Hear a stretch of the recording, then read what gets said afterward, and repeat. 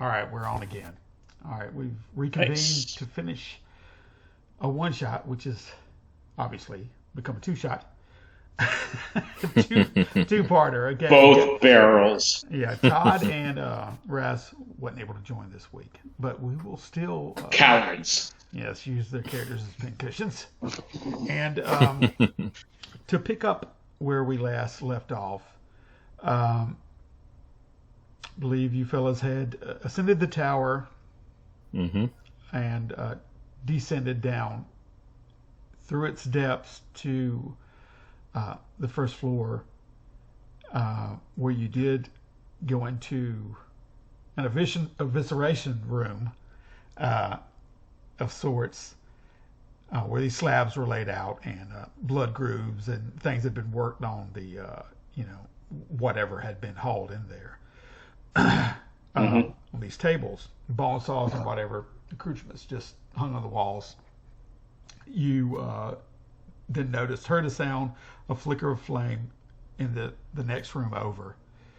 Followed that, it was a laboratory of sorts with tables and whatnot.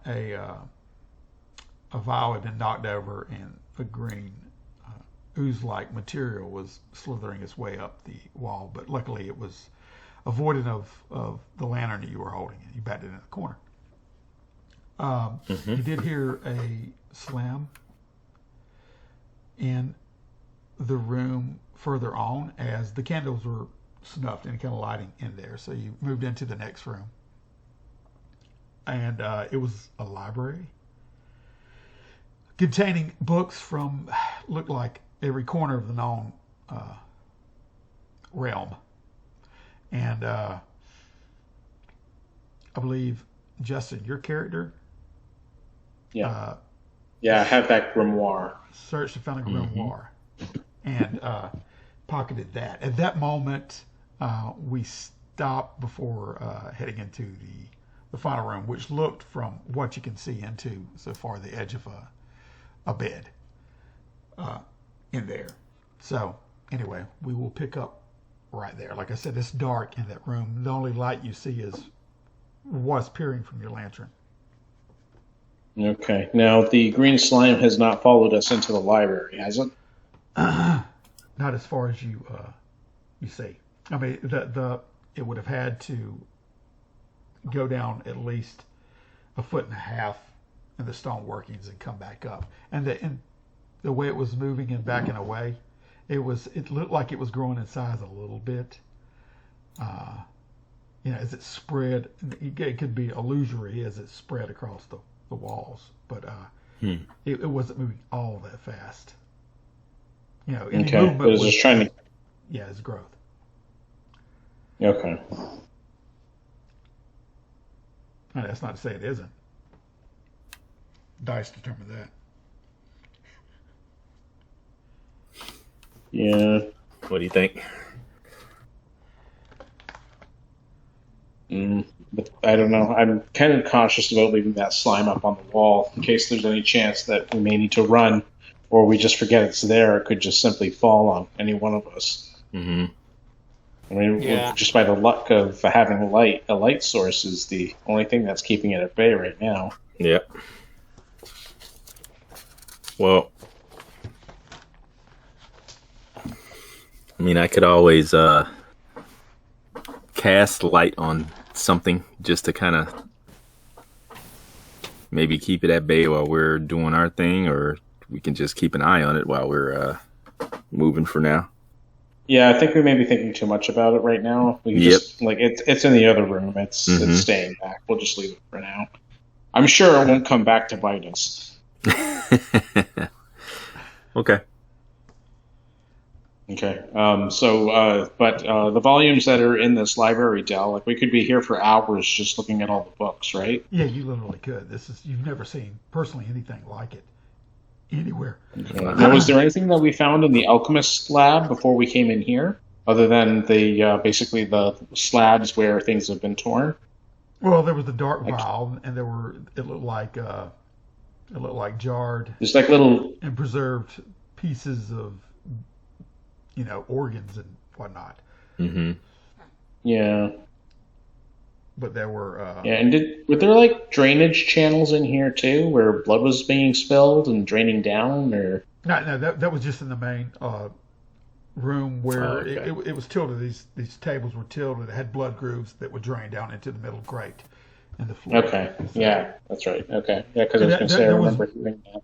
if you recall, there was markings where something was dragged off of those in through the big doors, the double doors where you heard the livestock and various animal sounds on the other side of the big Okay, door.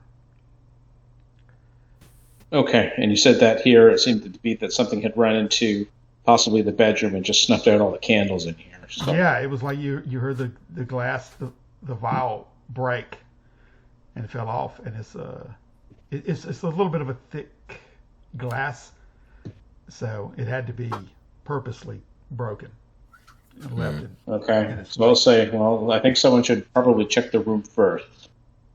Hill, why don't you scout ahead? Your elf eyes are fairly sharp. Why don't you see what's in that bedroom over there? Okay, Kilf, he follows your direction and peers into the room. Uh, it takes a second for his eyes to adjust from the torch or the lantern light that you have and adjust to it. And he sees and more or less feels a cold, damp breeze waft passing when he looked in the doorway. And he doesn't see. Maybe he sees the ember of a light or two or candle or two that was previously snuffed, and other than that, the waft of cold, of a bitter cold that kind of halfway takes his breath away. He doesn't see anywhere. He does see that the bed is somewhat shifted and the furniture beside the bed, on the other side of the bed. Okay, but you don't see anything in there? No, he turns around and reports just what I'm seeing. You know, the bed is there. There is a chair and a nightside table, but other than that, it's fairly stark. Okay, it's like bare minimum bedroom furniture. Yeah, Mm. yeah. Okay. It's unkept. You know, as far as that, the bed Okay. is what he's saying. It doesn't look like anybody's currently in there. Okay.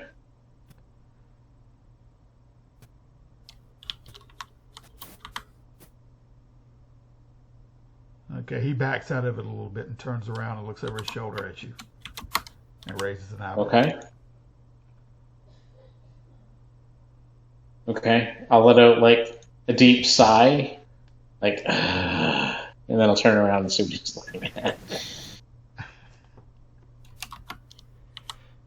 Okay. Actually, I'm gonna just switch off my phone here, Del. My laptop's back up and running. So, Okay, all right. okay, I'll be back in a bit. So are we seeing anything different though? The elf peers back in there. You feel he kind of warms himself as he's backing up, you know, Mm-hmm. and turns around and you get that gesture as you feel the cold kind of go across you too and touch your skin. Mm-hmm. You know, gooses up a little bit. Okay. Yeah, I mean it's been dank and kind of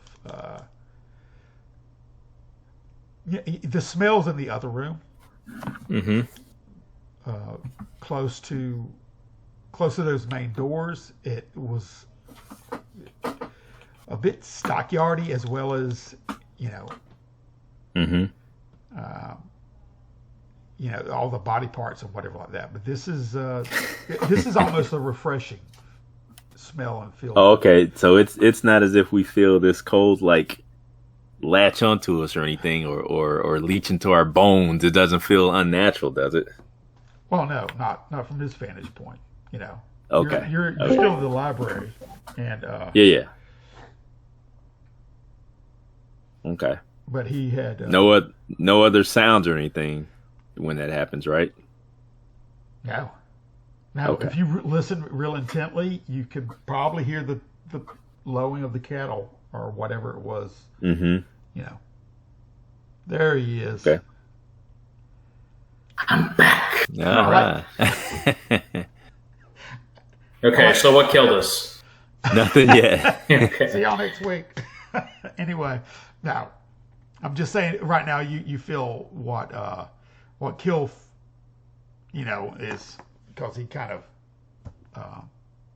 he feels the cold go across his body, and that little breeze You up wafts your past jacket. y'all. Yeah, wafts past y'all too. So that's about the only thing. Okay. But it's dark in there. Somebody Okay. has been in there. And snuffed these candles. Okay. I was going to say, you're an elf. Could you not detect if there may have been a secret passage or something in there?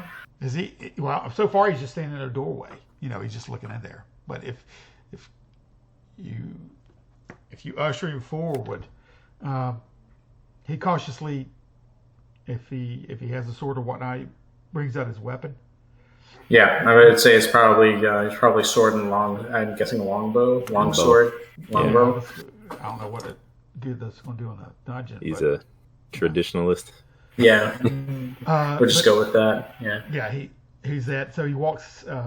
He takes it out and feels his way. He could see what was going on, but he wants it at the ready, at gunpoint, as it were. And he walks in there and walks around the corner of the bed. You hear him more than seem as he kind of disappears in the night. He goes and leans down and says, "I think we're all clear here. Wait, Okay. come look, and bring your lantern." And as you come over, he looks down. You can see the chair had been pushed out of the way beside the bed. Inside, there is a very similar trap door underneath it. This now shut. Somebody was in a rush. And Okay.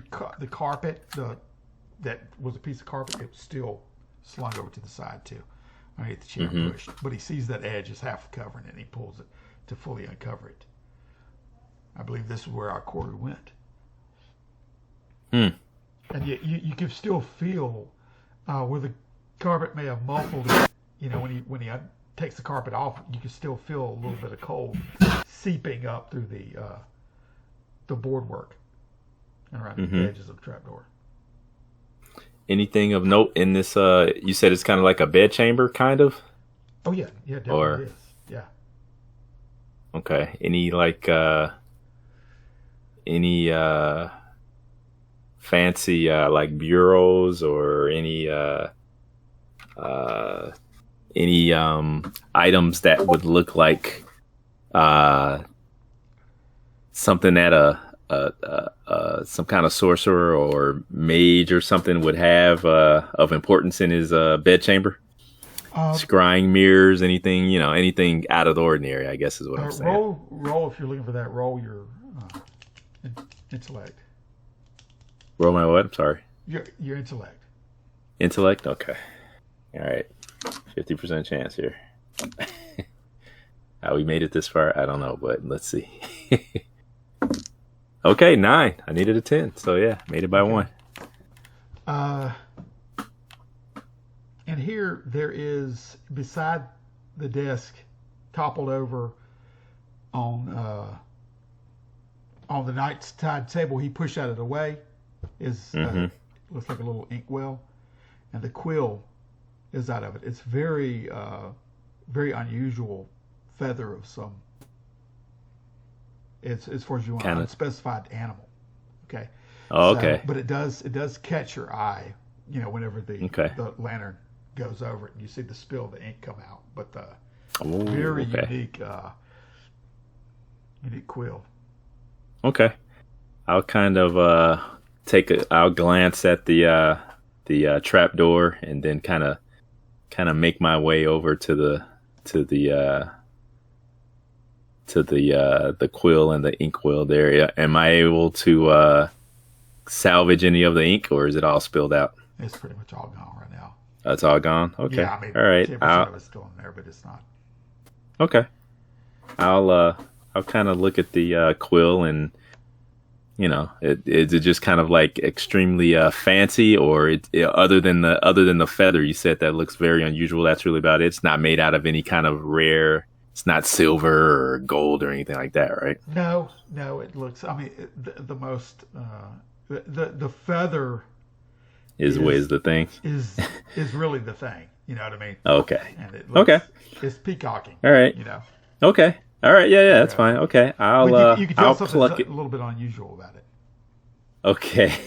All right. Against my Your better judgment.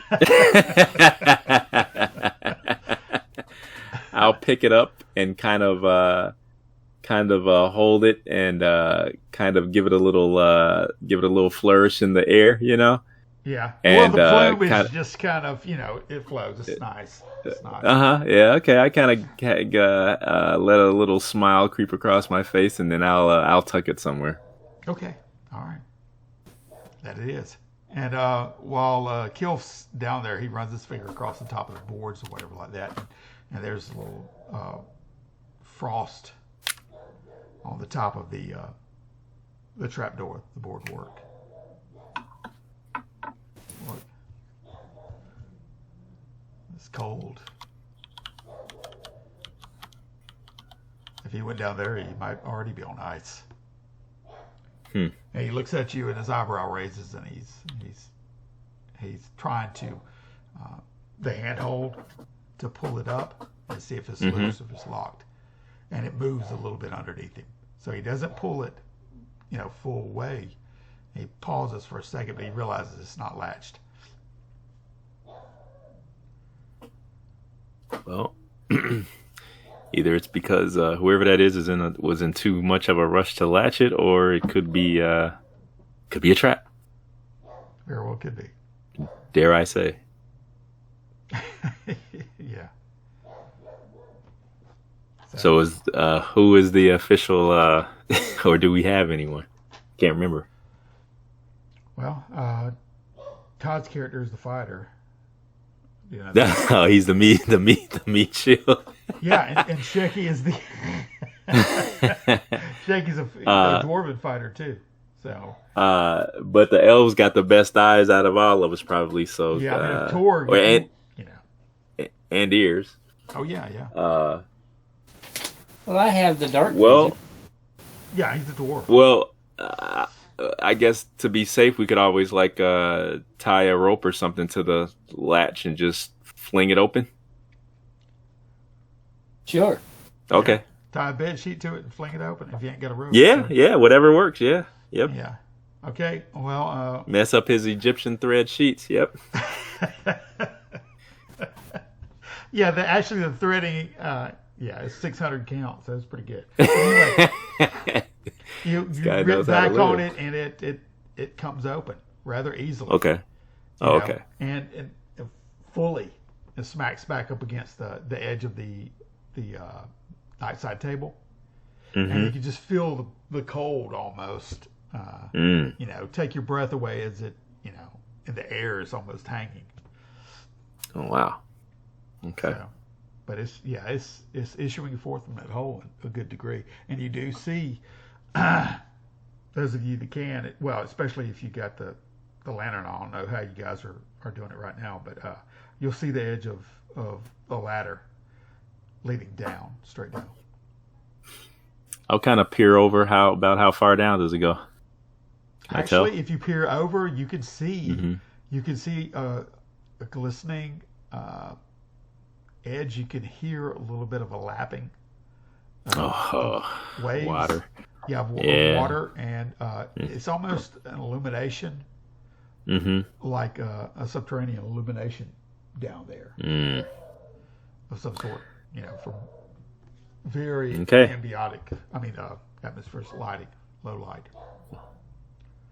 Well, I'll stand back up after kind of looking down there, and Mork will put his hands, he'll fold his arms and say, "Well, what are you warriors waiting for? Have at it." Smack him on the back. All right. Well, I'll go down first. Okay. So as you get your foothold on it, and you're going down backwards, right? Anyway, you start going down, and you could feel the cold just envelop you as you go down below it. And it's freestanding. On the other side, too, is open, right? It's not up against, the ladder isn't up against the wall. So once you get down there, you can see it terminates in the floor.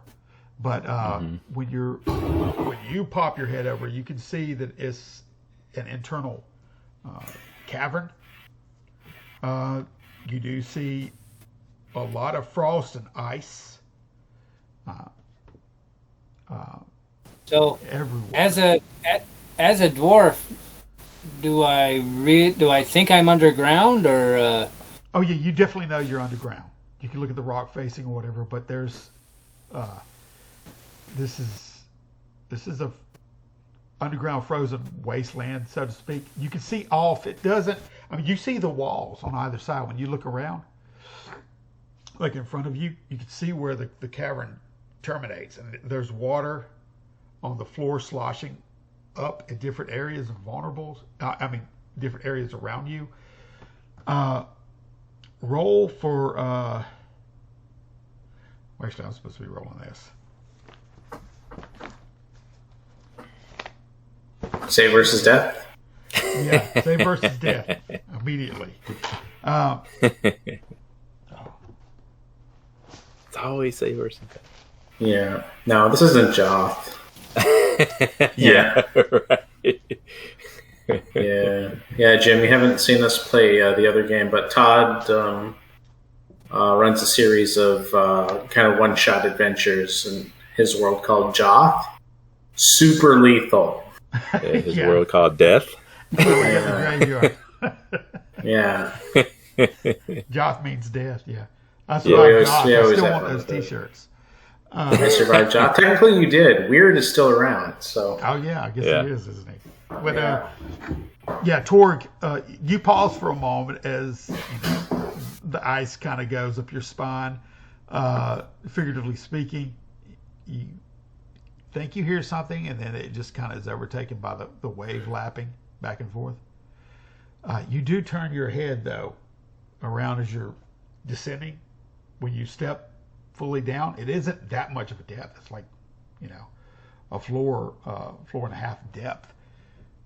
And when you turn around, you see off in the about 30 foot away, a little riser. Water seems to be around the base of it, and you're going to have. It looks like you would have to be kind of stepping around puddles in this area, but there is what appears to be a stone, almost like a sitting area, like a chair carved out of the rock, and there's an individual sitting in it. But he's too far away for you to discern, and it's too bleak in here, aside from your vision too. But you definitely recognize that there's a figure sitting in the chair. Okay, I'm gonna take out my battle axe just as a precaution. Okay. Now the rest of you upstairs still? Yeah, I'll give a harsh. I don't know if I can give a whisper or if I can just. I just gotta try to speak softly. But I'll ask Tor. I'll say, "Is it clear?" For the most part, there's somebody in front of me, maybe. Okay. All right. Well, we better. Aren't you supposed to be able to know? Aren't you a dwarf? And you definitely see a figure. You just can't make out the details. Ah, okay. But all right, we better head down then. Give him some backup. Right. I believe the fighters should go down first. First the elf and then the human. Elf first, then the human? Okay. Yeah. All right, and then I'll come down. You start descending. Okay, the elf and then the fighter. Yep, and me. Okay, you get down. Don't hurt the cleric. Don't hurt the cleric. The cleric they're always the first ones to usually go. As each one of you touch down, you see the same thing that he sees. The elf is going to see a little bit more detailed, but the rest of you can make off. The light terminates before it really gets there, like on the bridge of it where you are. And but you can see it looks like the more you stare, it's like a furried figure sitting in the chair.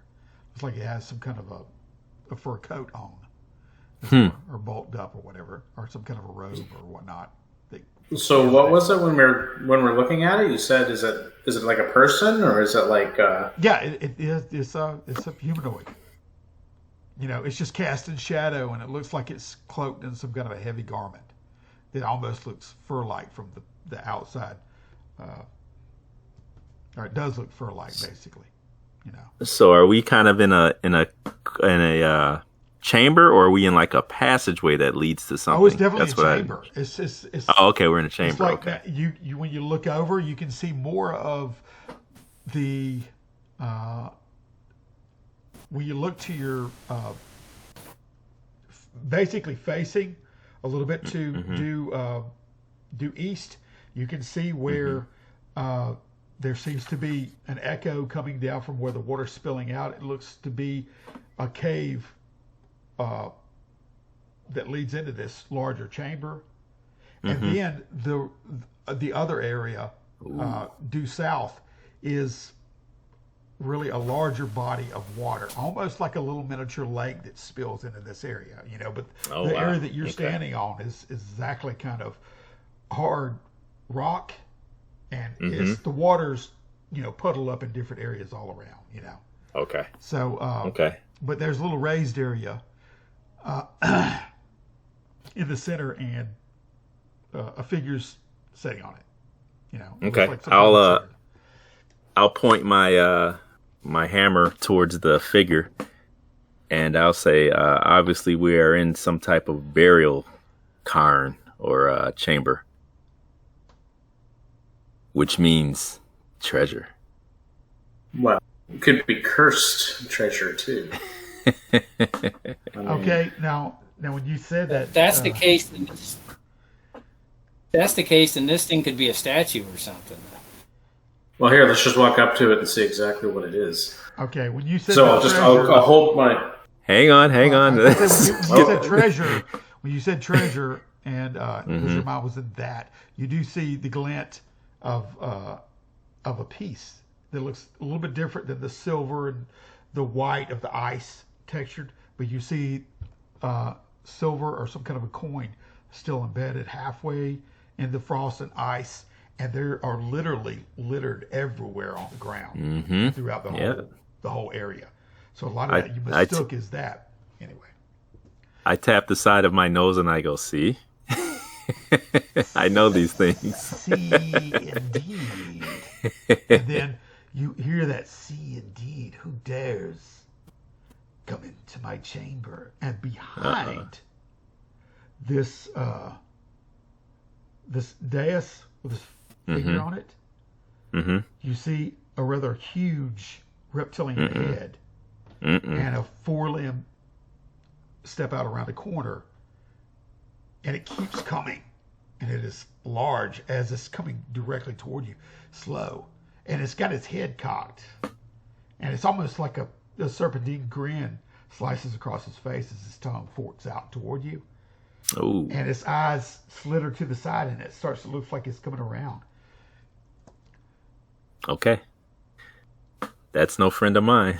So So what is it exactly? What is it exactly, Del? It's coming from the throne? Yeah, it came from behind the throne, and it's rather large. It's got 6 limbs. Okay. You can hear the talons cracking into the ice, and this thing's just permeating out of it. It's scaled. It looks like a reflective ice, coloration all over it, and it is just like the tendrils of cold is just coming off of it. Oh wow! Okay. And even when it speaks, and it is speaking common, you understand. Okay. How dare you invade my space? And it slats, and it'll go real quick a little bit around, and it's like it's jockeying for position. Can you take your Achilles heel? I'll turn around and look at these other guys and say, "Yeah, how'd you get in here?" Yeah, this thing's like 12 foot long. The guys, I don't know how they got in. Yeah. Sorry, boss. Yeah, this thing's like 12 foot long. Oh wow. Okay, so kind of holding up the lantern in one hand and I have my staff in the other.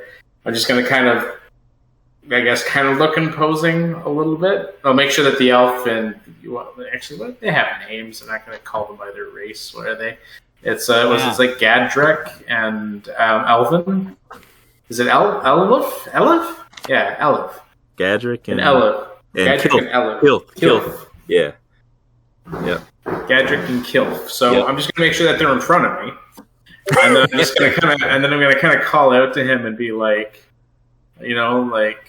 "Whoa there! We had no idea we were invading a person's property or territory. Who might you be?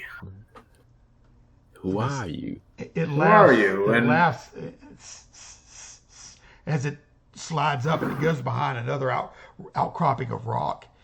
And it almost like it pulls itself up and looks at you again.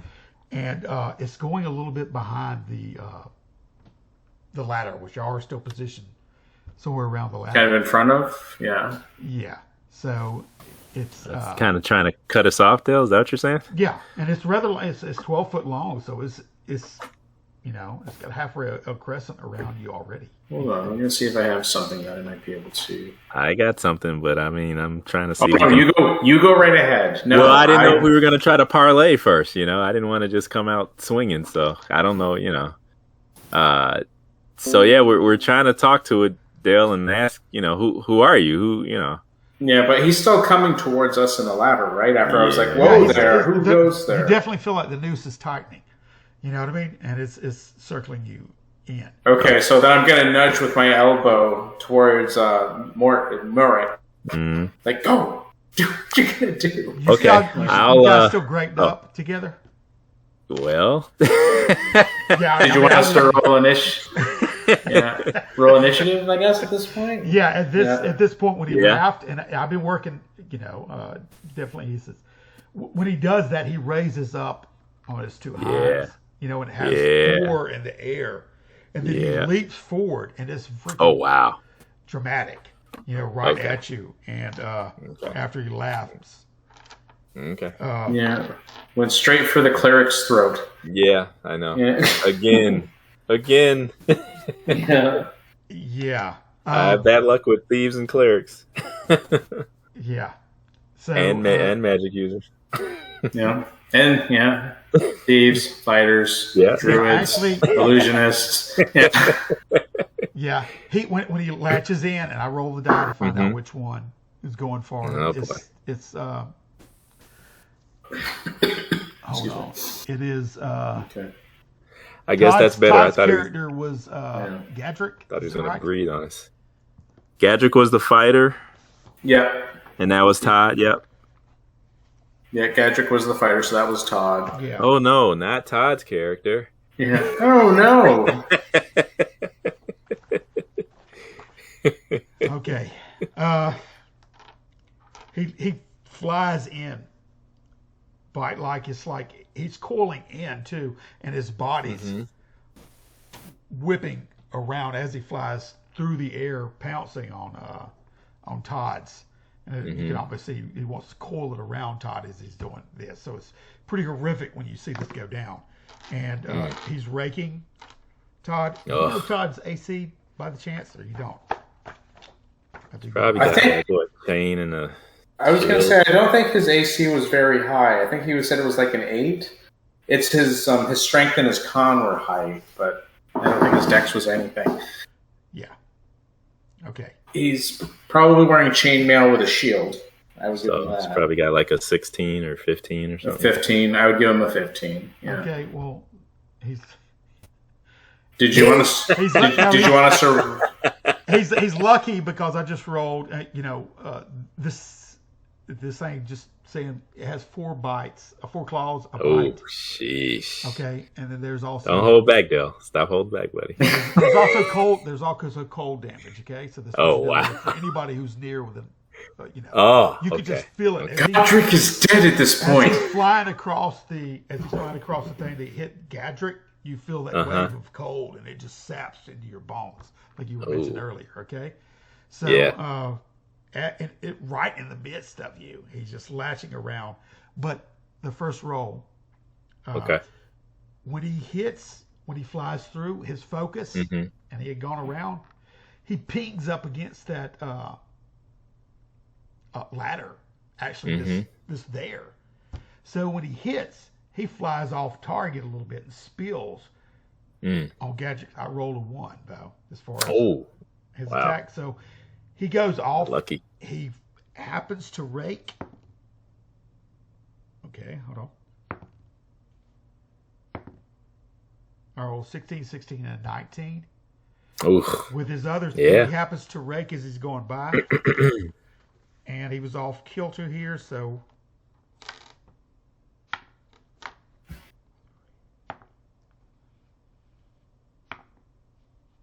okay, 7 points of damage as you see Gadrick being raked, even though it wasn't a full blunt force hit, and he's trying to hit him with okay, and he does latch onto him with his mouth to regain some of his thing as his claws dig into the ice again, and he's trying to reposition himself, and but he's got a hold of Gadrick's leg with his okay, not that well though. Okay, hits him for 1 point, and you can see a chunk of his thigh come out a little bit, just a little bit as the tooth scrapes through it, and he rights himself. The boy. 12 points total for Gadrick for that hit. Okay. All right. So, and that's cold damage. You can see it just, Gadrick goes pale from the experience. Oof. Now, if anybody wants to roll back for an attack, he looks a little bit off kilter. Like I said, his positioning wasn't great since he did smack up against the ladder, okay. on there. But you all. Okay. Enzo? No. Okay. Raz's character. That was So that's Kilf. Kilf. Okay. That's Kilf, the elf. yeah. Kilf, if we keep a note of him, he takes 4 damage. Elf took 4. Okay, that's just from like coal that's being spewed out by whatever this creature is. Exactly. The serpent of ice. Yeah. All of you. Okay. So David, yeah, you take 1. Look down. -1. Okay. And 5 for Enzo. Okay, I was expecting 37, but all right, I'll take it. Torg, you take 6. Okay. So that's the proximity that y'all were in line. Oh man. It brushed up against you. Brutal. And it just Brutal. sapped you as it coils around, and its body was a little bit twisted, so it's righting itself and getting off as this last limb falls into place. So is it twisted around Gadrick at this point? No, it would have been if he would have been able to latch all 4 claws. But Okay, but he kind of did like a slide, right? So his butt end kind of swung around. Yeah. Is he behind us now then, or is he still in front of us? He cut straight through y'all, right? That's why he brushed up against 2 of you and hit you hit Gadrick, but on the way there, he hit the ladder. It knocked him off kilter, so he didn't get a full grab on Gadrick. He ends up spiraling around in his body twist, but he did make him good and snap at him as he slides more. But now he's righted himself, and he's me and Mark are right there. Yeah, he's right in between you. He's right in between you and the figure on the dais right now. Okay. And it's like he's positioned himself, but right now he's struggling to get all 4 claws. He just raked old Gadrick as he went by. Okay, so I'll grab Tor by the ankle because I'm sure he's halfway up the ladder by now. Stop him. And is he within a decent range of fireball? Like if I were to cast it, there's going to be blowback and we're going to all get hit. He's right in the midst of us, isn't he? Well, I mean, with his pounce, the way I narrated it, he had a lot of forward momentum in his ice in there. I know he's sure-footed on ice, but he did with his focus, he did slide away a little bit. I would say he's about 10 foot away from you right now. Oh, I'm sorry, I didn't get that, Dell. He's how many feet away? He's about 10 foot away from the closest of you right now. So that's a no on fireball. Yeah. Yeah. Yes. Yeah. Yeah. Okay, just So you got all or nothing. You ain't got nothing a little lower on. on the totem pole there. Yeah. I do have a couple things. You know what I'll do here? Just bear with me, Del. Okay. I'm gonna come back because I got to read a spell. So. Oh, okay. That's fine. Okay. Anybody want to melee it up? No, I'm gonna cast a spell when it's my turn. Okay. Yeah. So how are we doing turns, Del? Did you just want to say that we're just going after him, or did you want us to roll the d6? Well, right now he had a little bit of I know I didn't. The surprise thing caught you off guard a little bit. All right. So I rolled that kind of secret, so he did get the first thing. But go ahead right now, and I'm gonna I'll let you choose in the order that you want to, and you can rearrange that each time. All right. Just look at his reserved to held actions or whatnot. Okay. So what we'll go is we'll get the NPCs to go first. So we're gonna get Kilf. Yeah. And Godric to go first.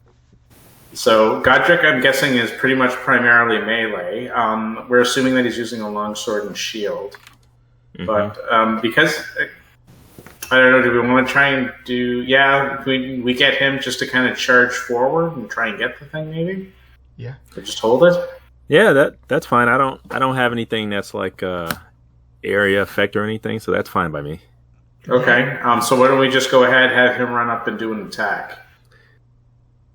Well, Gadget screams at that rate. Gadget screams, and he was twisted around, as the creature bit into him and clawed him and spun him around like that. And now he's facing the creature, and he sees the creature right in himself. So he takes off running in a charge. And okay, I was recalling which item that Gadric had, because at the start of this I gifted you each one. Okay, and he does have a bastard sword that it illuminates.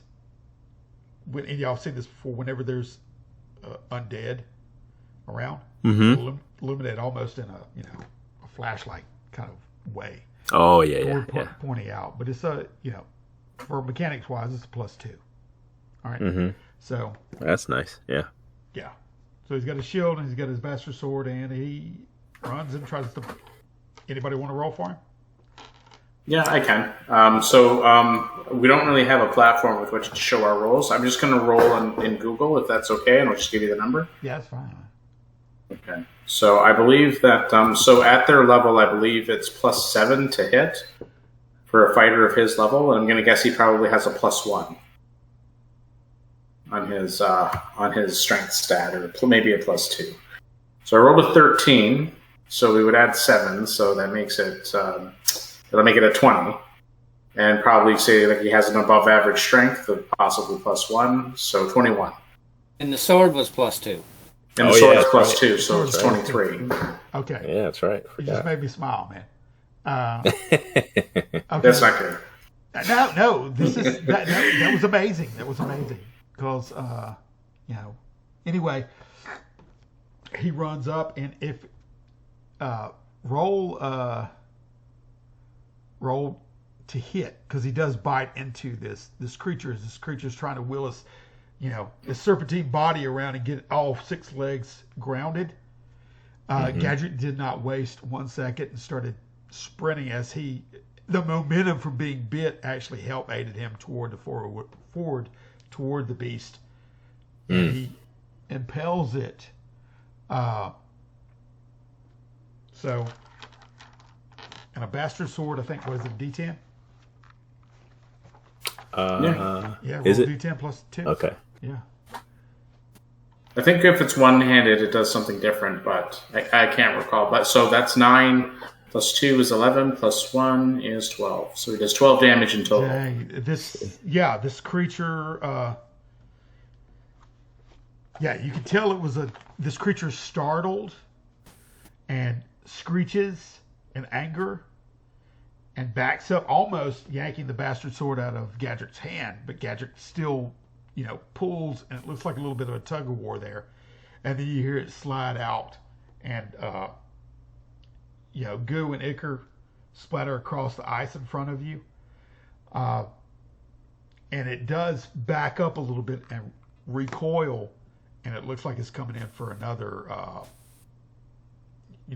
attempt as it's starting to do that. At least its momentum is giving you that action. So that's what he's doing right now. Pull off. So if anybody, go at it.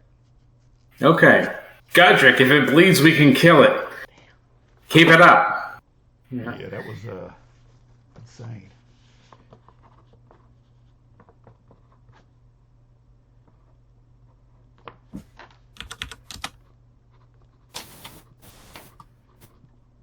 Okay, so now with Kilf, he's what is he? Is he a fifth level fighter, fifth level wizard? Yeah,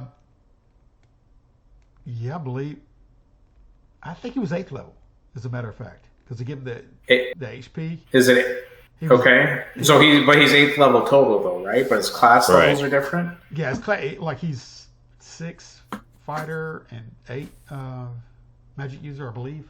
Oh. Okay, so he's probably more like 4 and 4 then. Okay, so what he'll do then? These are his. That was his. I boosted him up on that. As far as that, he's level 8. So I'm guessing he was a 4th level fighter, 4th level magic user. So what I'm going to do is I'm just going to do the old classic with him. So we'll just have Kill cast magic missile. There you go. Okay. So because he's the 4th level spellcaster, he still casts it with 1 magic missile. Yeah. Mm-hmm. So that's going to be a d6 plus 1. So instant hit. Okay. Does 4. Not bad. Does 4. Okay. Okay. As this creature is pulling off the sword and screeching and starting to twist around, the magic missile hits him, and it jars him again. He slides a little bit, and he's scampering right now to right himself and reposition himself. All right. Okay. I don't know. I'll take a look quickly over at Morik. Is it like, did you need to go now, or were you still holding your turn? No, I can. Yeah. Okay. I can. Yep. Okay. Morik will say a quick prayer, and he will cast light into the creature's eyes, so the creature has to save versus death ray or be blinded. Oh man. Okay. That's just mean. Okay.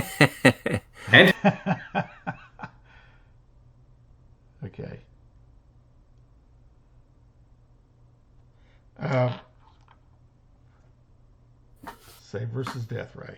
Mm-hmm. Get the right one. I imagine he's got a pretty low rating. It's probably like an 8 or something. Let's see. Either better. We'll see. Geez, man. When you hit him, Need to roll high on that one, Del. If you're wondering. yeah. Okay.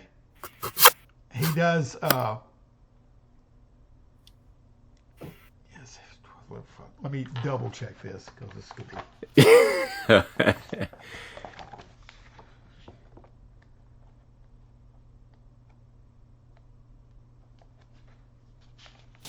Yeah.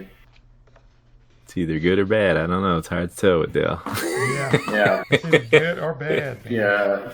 Yeah, he has a mirror ability, so you ended up blinding yourself. Yeah. Shit.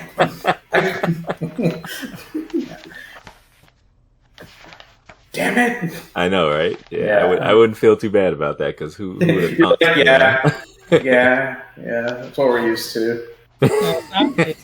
It's not one of Derek's games where Yeah, where you gain the ability of invisibility, but now everything has scent. Oh, yeah, right. You're like, what? Darn it! Yeah. What are the chances? Yeah. Okay. No, you didn't. You didn't. No, I didn't. You didn't. It was close. It was close. Okay. You didn't. All right, I He tried. does Okay. look like that because he's still screaming and his eyes go wide. Your spell goes off, and Okay. and he All right. slithers. He slithers back in recoil. Mm-hmm. Try as you might, and then he's going around again. It looks like he's still trying to circumnavigate around you, clockwise, basically, Okay. from his position and get that way. So he's still moving. That just Okay. shocked him a little bit. So Okay. Okay. Can I get up to him and take a swing? Actually, before you do that, Tor, I'm actually going to cast haste on Tor. Oh, nice. okay, So with the power of magic, I give him the gift of speed of lightning. So you can move double your movement if that's important, Tor, and you can make 2 attacks a turn. Nice. Ooh. Nice. okay. Oh, big time. Yeah. So can I do that now, or Good. Yeah, I'm going to take my turn. So I probably have to set the lantern down. I probably just put my staff down. I have to have my hands free, and then you see me kind of casting this spell, and then I point towards you, and then you get zapped with like magical, fancy glowing like rabbit ears pop up for some reason, and then you can feel like this heightened energy, and everything just seems to slow down. Just Yeah, you've been watching everything. He's been buffeting. Yeah. He was at 12 o'clock, and now he's going to he's about at 3 o'clock, almost 3 o'clock level right now. yeah. It looks like he's been trying to get his footing, but everything y'all throwing at him is kind of, Yeah. But anyway, Yeah, so you're good to go, Jim. You're hasted. okay? So I can do 2 attacks. yeah. You can do 2 attacks. Yeah. Nice. All right. So with my battling axe, He wasn't. Okay. What did he get as a. What level fighter are you? He's an 11. He ended up being an level 11 fighter, so So it gives he's him a +7. I don't think you get more attacks with. I don't know. That's what I was getting at. I don't know. I don't think you do. Okay. I don't think So you do. all totaled for that first attack, I got a 20. Nice. Ooh. Okay. Does that hit? No. It falls short. You almost get there, and anyway, it doesn't. What? Whether you slip on the second ice or attack. what are you doing, And Second attack was even worse. So yeah. So not. okay, and your Jeez. haste makes waste, and this proves certain. You're running up there, and you're within melee range. You're swinging, and possibly because of his just Don't blame magic on this one. This was all you. yeah, he's Yeah. If I wasn't hasted, I surely would have hit. you miss it. Wow. Okay. So 20 doesn't do it. Doesn't cut it. Okay. All right.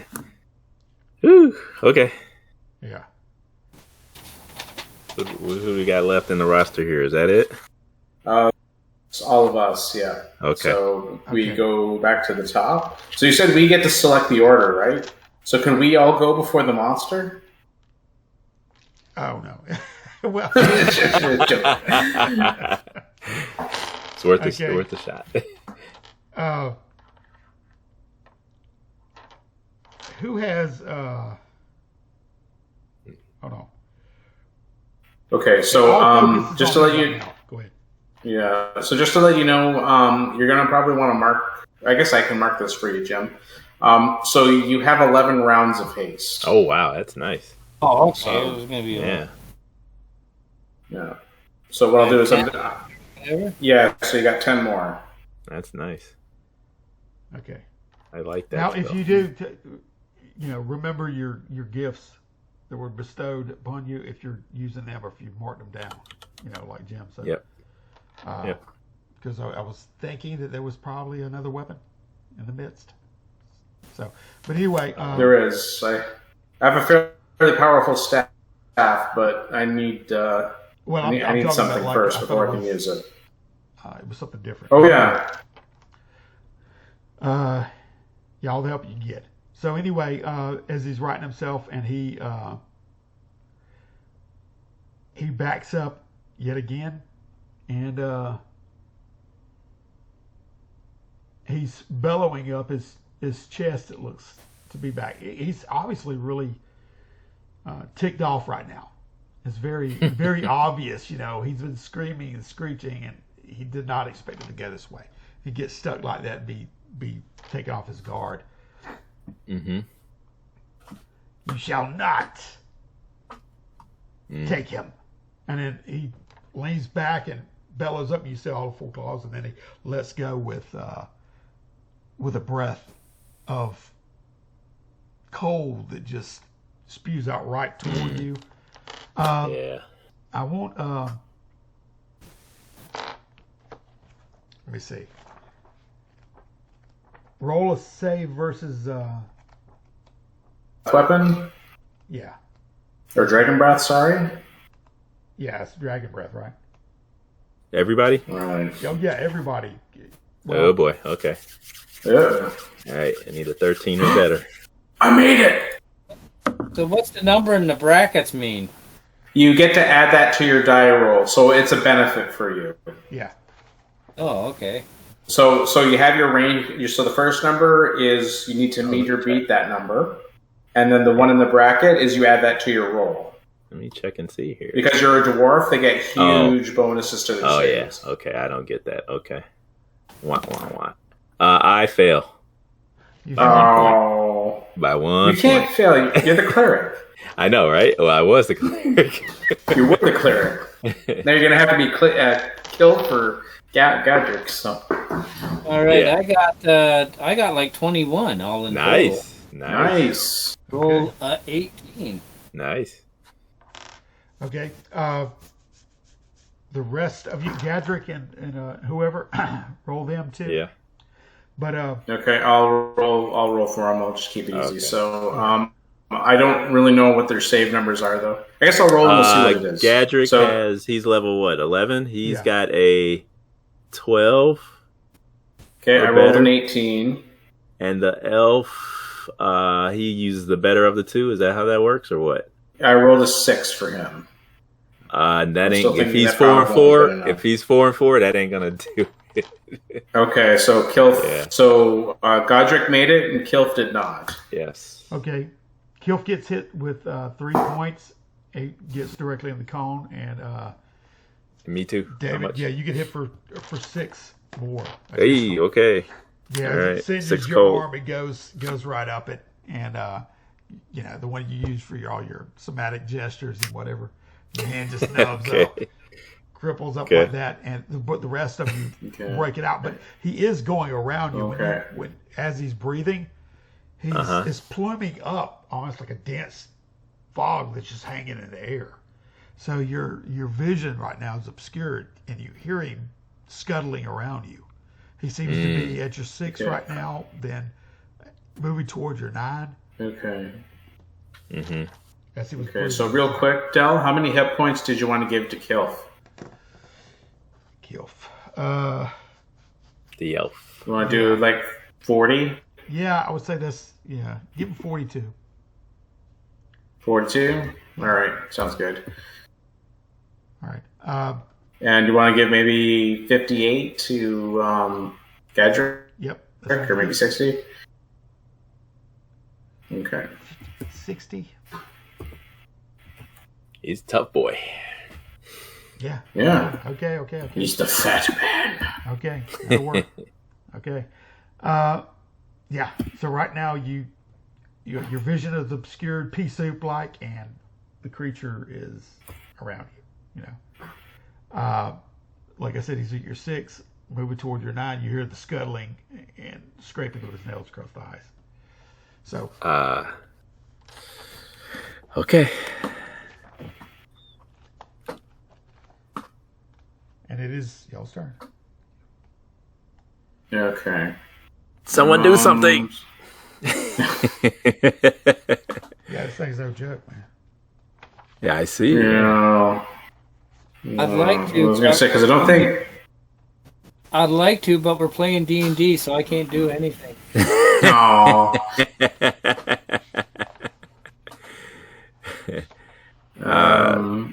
Morik is gonna make his way towards the dais and the figure, the skeletal figure on the dais. Okay. Give me a roll real quick. A D6. Uh-oh. Uh-oh. Now? Me? Yeah. Yeah, roll high. Yeah, I'm rolling to see how much damage I take. Yeah. 3. There you go, right in the middle. Okay. All right. Well, you seem to, as you're walking that way, it breaks a little bit. You get out of the center of this cloud.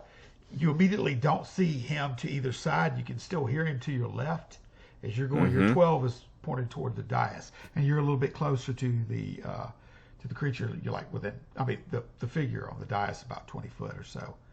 So Okay. there's a no man's land gap in between that, and it's raised up a little bit. It looks like you'd have to scamper up it to get to the top. All right. But Okay. right now you hear him off, as it were, when you left out, behind you, Okay, and well- going around the circle. All right, well, I've got my one arm kind of like tied up against my chest, the one that got numbed Yeah. by that cold breath, and I'm hoping that the fighters will like distract it for a moment. Let me get over there. Okay. So that's what So you're doing. I You're head that making- way. Okay. Okay. You're making a beeline. Yep. The rest of you. So I'm going to go ahead and just have 4 plus 7 for his level, so that gets him up to 11, plus the 2 for the sword, that's 13, plus 1 for his strength, that's 14. So I'm guessing that's a miss. 14. Yeah, it is, especially in a -4 for the obscured situation.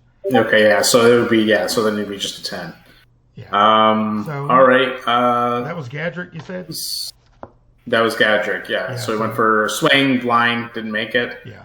I don't know exactly what Kilf's spells are or what his limits are, but I'm assuming he must have something defensive. So what we'll do is I'm going to have him cast Mirror Image.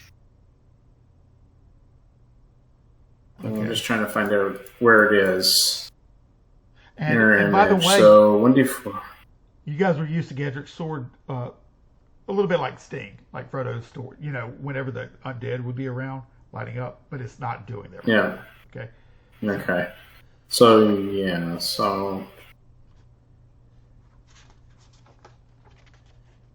yeah. So I'm just going to roll a d4 for him, and that's how many mirror images show up. And essentially, it means like every time something makes an attack on him, it just destroys a mirror image instead. Oh, okay. Okay. Sounds good. Okay. That's pretty simple. So I'm like, okay, that'll work. Oh, yeah. So he gets 3. Yeah. So he has 3 three mirror images. Okay. And then he's going to try and step back and get away from the thing. Okay.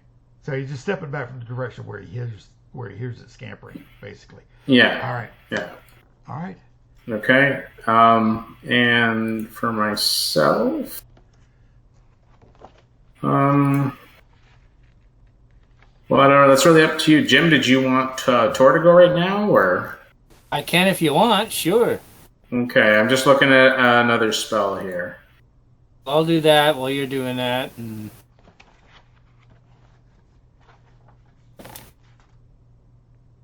Nope.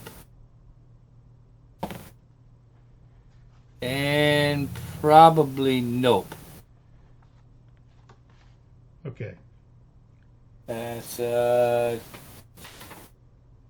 let's see, carry the 1.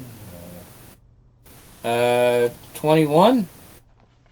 Yeah, actually, that does it. It's a hit. Yep. That's what Todd hit with.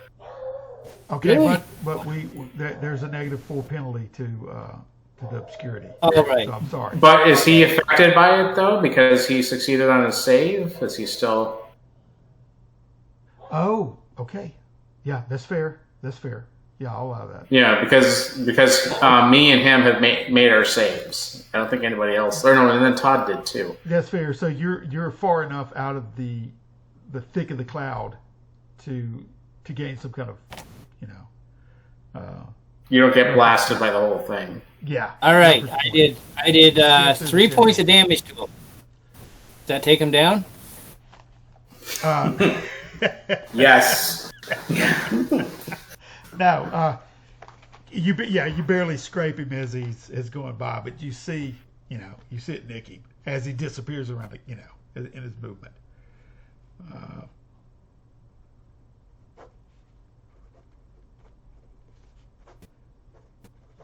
All right. He scuttles away, and who's next? Okay, so it would be mine, and mine's the last turn. So what I'm going to do, Del, I'm going to cast ESP.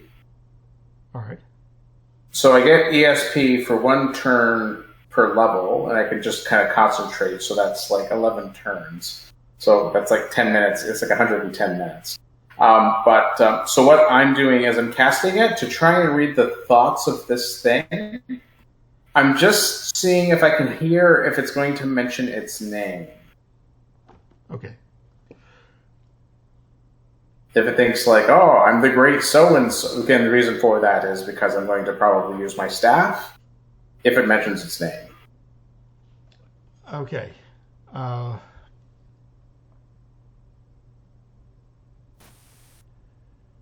Is that a viable strategy, or is that too risky, Yeah. or it's like, no, you're going to be here forever? Now you're casting this. I'm wondering if he's going to have any kind of a saving throw to it, or what does it say on there? Okay, so if I go to it, it says the spell permits the caster to detect the surface thoughts of 1 or more targets within range, so 60 feet. The caster must designate a direction, so towards whatever this thing is, and then concentrate for a turn in order to hear the thoughts. Each turn, the caster may choose to listen in a different direction. The caster may stop listening, then resume again later, so long as the duration has not expired. The target creature is not normally aware of being spied upon. So he's not making a conscious. Rocks? Yeah. No. So There's no saving throw in. undead are immune, and mindless creatures such as golems. It doesn't say. Yeah, but It also doesn't say anything about making a save. that's what I'm saying. I don't think So that's it would really, that's your call. That's your call. I would say save if it's going to make a save. It'd be save You'd versus have to be spell. consciously aware that it was going to be, you know what I mean? To me, at least. Yeah. If you're just, Yeah. subversively reading surface thoughts. Yeah. This is you can tell it's a very intelligent creature anyway, but, Yeah. so, I mean, for it to become aware that it's being read on.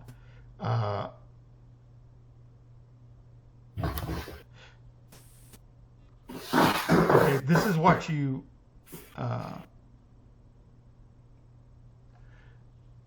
going to send this to.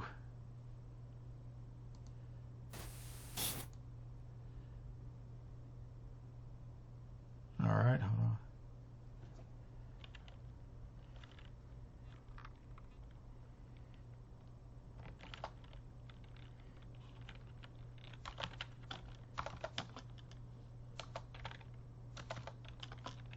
All right. We're still alive? Yeah. So far, Okay. All right. Sorry about that. yeah.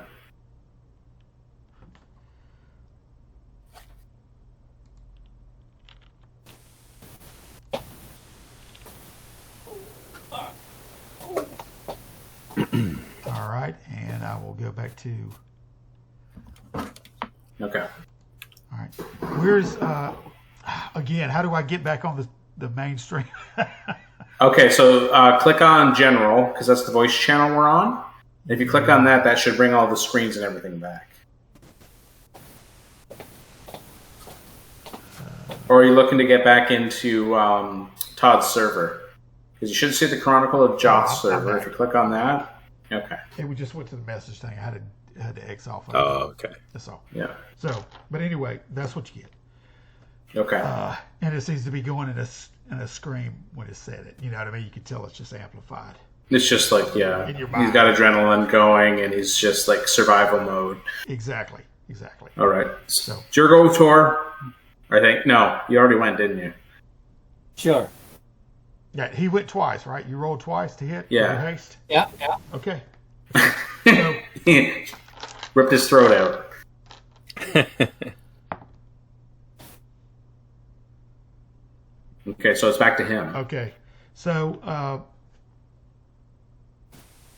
he might have felt a little bit of this, some residual connection or some kind of a thread between you and him, Enzo. Because at the moment of you that being amplified directly back toward you, it got a little bit stronger, and you could tell his focus and his head snapped around right toward you because you're seeing him through that because you're on the outskirts of this I'm going to go ahead and point at Tor. Okay. Yeah. He's not looking. He's going. Dang. He's going doing another plunge toward you. All right. Uh-oh. So he sees you outside of the thing, and he's right toward you. Well, he sees me doing like abracadabra, he sees you like that, but alakazam, like I mean, with the fiction, it rolled you, so that's what happened. You were doing things a little bit, and his head snaps around. And at least he doesn't. You don't feel he knows, but it drew his attention toward you, and you're outside of that thing, so he's going right toward you in a pounce. Immediately go into the fetal position. I look so pathetic.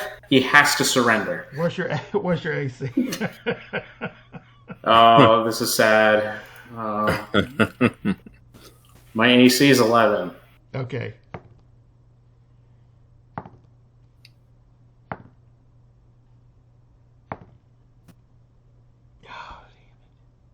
Okay.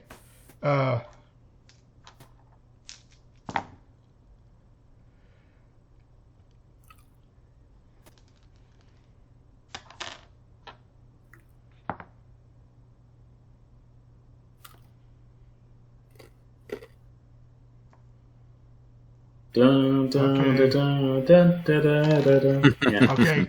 This thing tears into you, coils itself around you, and it's almost like you can feel your body and legs being contorted in unnatural ways. And certainly those somatic gestures you're just making, if any, looks like you're doing, that now. A multiplicity of them, because he just squeezes, he lashes on, bites you. You feel the rakes is 27 points worth of damage. Really? Yeah, I only have 27, and I was already hit for 2. Okay, that's it. Okay. So Ezo is ripped apart. He spirals around you. His head goes over, his jaw almost unlatches, and his head goes over yours, and you feel it twist and break, and that's when you go. But his body's coiled around. You, Torg, you happen to glance this. When you see that, and it looks very strange. It's almost like he's up his entire body, not all of it. You know what I mean? This creature's 12 foot long, but he's wrapped around him, and you hear Enzo's bones snap, break a little bit, and then you see him go limp, and the thing has its head, and it's doing like that, and it wrenches his head off. And so he has his head up, and it's like he's chewing on his skull as the body's just still standing, but totally limp. And he drops anything you have in your hands, except... You get to cast Fireball. Okay, so... Yeah, do you reflexively cast that? Yeah. Yeah. That's, sorry, man. There's still a chance. I feel like Todd now. Yeah. It's okay. I got 2 other characters to worry about. I got Gadrick and Kill. Yeah. So now what I'm going to do, I know I only have a couple spells with Kilth, but what I'm going to do is I'm just going to end up rolling random. Whatever I get at that level, that's what I'm casting at this point. Okay. But anyways, we'll continue. So that was its go, right? Speak with plants and... Yeah. Yeah. Ooh, read magic. Read magic. y'all see Enzo's staff stand there, and after the thing's doing that, it starts to uncoil and relax and get his back up almost, and get his feet and claws back into the thing, and that staff just falls out, and clanks and rolls across the thing, and his body, Enzo's body, headless body, just slumps. It was really my fault for not casting Fireball right away. Yeah, well. So, whose turn is it? That David, you're still running up there. You're close enough now to where you can almost, you hear some chaos in the background, but you don't see any of this. since your focus is forward. I assume I hear a blood-curdling scream, don't I, probably? Yeah. Yeah, but it I was know that's muffled not- if it was muffled real quick. You know? Oh, okay. Okay. Then I won't worry then. Okay. It wasn't to completion. It wasn't to completion. But Then we're still okay then. Huh? Everyone's still all right. Yeah. What was that? Okay, whose turn is it now? You were the last, right? So he already went, and it starts again at the top. So Yeah, so everyone else has to go through then. So Monster already went. So I was going to say I don't think there's too much for. I'm going to have Kilf go ahead and just maybe make an attack roll with his longbow. So I just got to check and see how much. What's the attack bonus for like a 4th level fighter? Oh, that'd be 2, right? I think it's What? 5. Actually, man, he has more than that. I think he was level 8 because I gave him Really? XP to split. Yeah, it starts massively doubling up after 8. So I didn't just split the levels down the center. I just gave him the XP. I gave him a downgraded XP, and he would have probably had a level 8 and a level 6, or a level something like that. I think is what he said. I'd have to look in our discussion. Okay, so what I'll do then is you just want me to. So I'll roll the die and I'll see what I roll first. So this is just I'm going to make a standard longbow attack. So that's a 15. Okay. So what would he normally add? So you're saying that he's like an 8th level fighter? Yeah. He could be. You can decide what to do. 8th level or 6th level, I think, for fighter and magic user.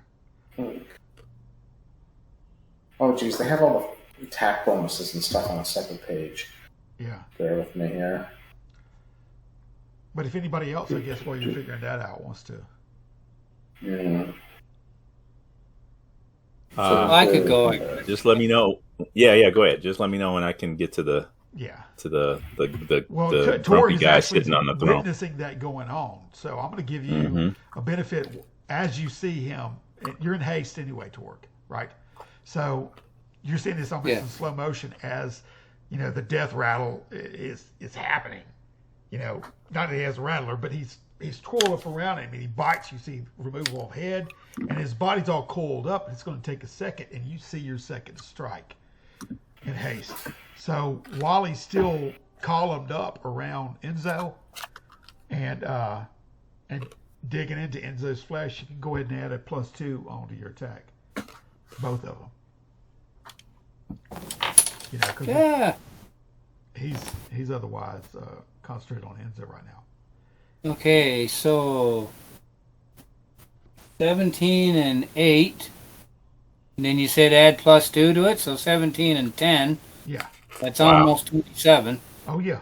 You definitely you bite in with your weapon. What are you using? Battle axe. Battle axe. You bite into the battle axe in between the scales, and it sinks in. You can see the frost just go up the battle axe. You know what I mean? As it sinks in, and he hasn't. He just wrenched off Enzo's head, and when you dig into him, and he screams, and the head lolls out of his mouth, and the floor rolls over by your head, but you're too otherwise engaged in what you're doing. So you're hacking and whacking and whatnot, chopping that meat. Okay. I was going to say, it looks like that Kilf's roll may have been a 22. Kilf's? Okay, but Tor gets 2 hits. He's on haste. Yep. Well, my second one is, that would be 19, so. 19? Okay. Well, you strike him, and as he's flailing back, it hits and slides down. And you at that point realize that you're going to have to be really on target. You know what I mean? To this. We know, but your character really knows that you. In other words, so if you're looking for any kind of Achilles heels areas or whatnot, yeah. Yeah. So, But if Izo's dead, is the haste still on, or was that a concentration? No, it doesn't require any concentration, so you still have it until You're still good. until you're done. Oh, okay. yeah, you're good. And you added the +2 to that 19, right? Yeah. I rolled an 8.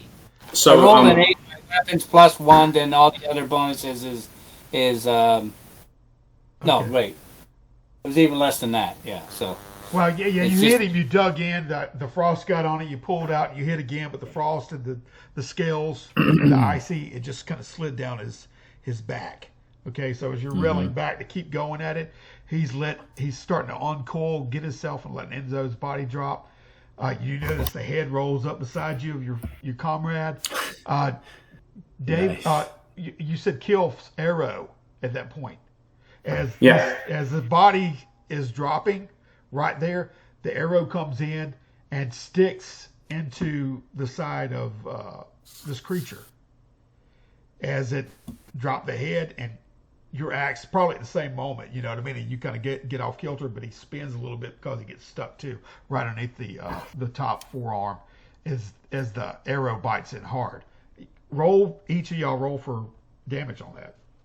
Yeah. So my damage with it is 6. Okay?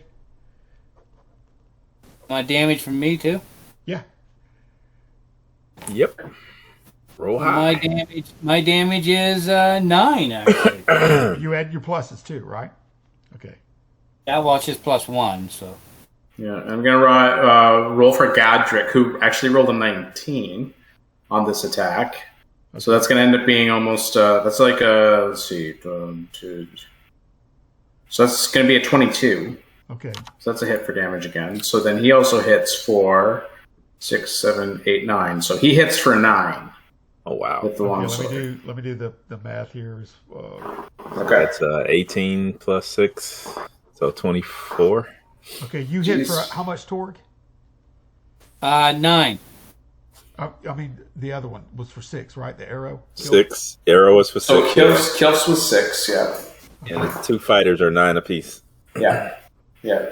Godric also hit the thing for 9.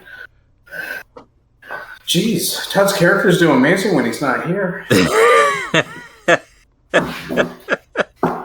And he's still alive. Okay, He's still alive. now, I So mean, that- even the front of this, because y'all are kind of, over to the side whenever he wraps around Enzo, and Torg comes in and bites into him. The arrow hits him, and then from the other side, Torg, you see Gadrick bury into him. You know what I mean? So y'all both like, hacking at a redwood here. So he bites into him, and he's still center and trying to unravel himself. And Oh, wow. but as you are in this cyclone here, I'm going to put both of y'all as far as. Okay. Tori, give me a number between 1 to 6. That? Just tell me right now. What's that? Just give me a number between 1 and 6. Oh, okay, 5. Sorry, I can't hear you that well, so. Oh, sorry. Yeah, sometimes you're breaking up. Oh, sorry. Okay. Anyway, yeah, the monster does rake you.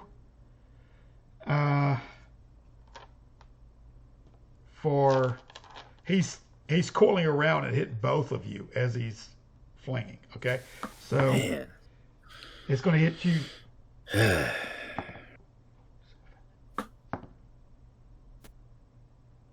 It's going to hit you for 12 as it rakes you with 2 claws and comes in and bites at you as it goes away. Now Gadget's going to get hit by 2, 5, and you're both going to suffer cold Brutal. damage from the. Brutal. Jeez. Okay, Torg, you take 3 more, and Gadget's going to take 7. All right, 7 more. So I don't know if Okay. you keep track of him. I am. I got him down to 48. Yeah. So, So yeah, it's this maelstrom of steel and tooth and claw are just there. yeah. Godric's yelling, kill it, kill it, kill it, kill it, kill it, kill it, kill it. Yeah, Tor's stumbling on the head of his comrade and can't get a decent bite with the second swing. But anyway, that's what's going on. So David, your character is this time at the base and of the dais, and it looks like a good 5-foot scramble up to the top, 5-6 foot. Okay, I'm trying to get Mm-hmm. You're at the foot of it, and you can look up. It's kind of like looking up at Abraham Lincoln's statue, you know. And, but yeah, You're standing in awe. Like, you're still the robes, and it looks like the. I mean, the being is sitting there, and he's got a crown on his head, and you do because you catch the gleam of the red. It's just got one red gem in the center of it, the crown, and his hair is overflowing. There is a bear-like robe undergarments. But he's totally sitting there motionless. He looks to be around 35. Oh wow, okay. Does he have any kind of weaponry on him or anything? No, he has some rings that are very ornate, and you see that because his hands are looped over the side of it right there, right? And his nails are somewhat long. He does have a beard. This like spinach chin. Any weapons of any kind? Not that you can see because the garment kind of flows over. You see a break right there under two, but it kind of flows over his arms too, and a little bit down the chair. And he's one thing you do notice is he's frosted over. Am I able to maybe like touch his like foot or ankle, or do I have to still climb up some more to make contact with him? You can reach up at this because this is like an incline like that. Once you get up to like that, you can reach up and touch his foot. Okay. All right, and it looks like he's been preserved pretty good, maybe because of the cold. Yeah, he's definitely got a layer of bifrost on him. Of frost or something. Okay. All right. Well, just what I'm trying to do is I'm gonna, when I can, I'm gonna reach out and muttering a curse under my breath, I'm gonna cast animate dead on him when I can, and see if I can throw him into the fight with us, because we may need it. Oh man. That's what I'm up to.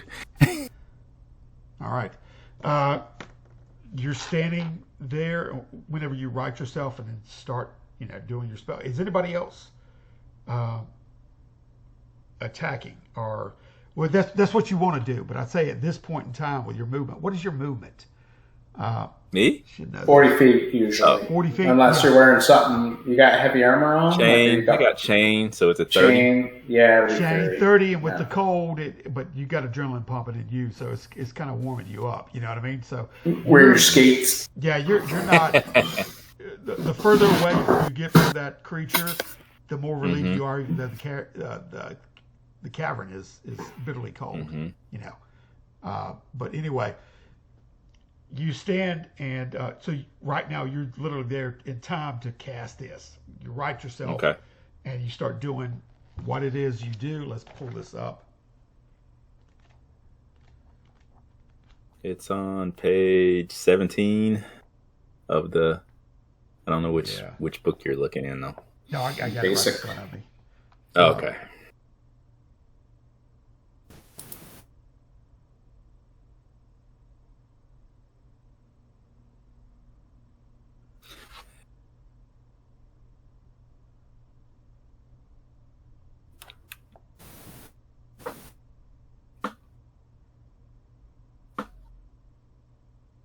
Okay. Duration special, range touch. You reaching up and you touch the man. I say we have need of you, King of the of the Bifrost. Okay. Now at this time, the eyes when you're there, when you say that, the eyes slam open, and his pupils are dilated, and you watch him go in and out like that and go back out. There's a low guttural sound coming out of his chest, from the depth of his chest, and ringing, and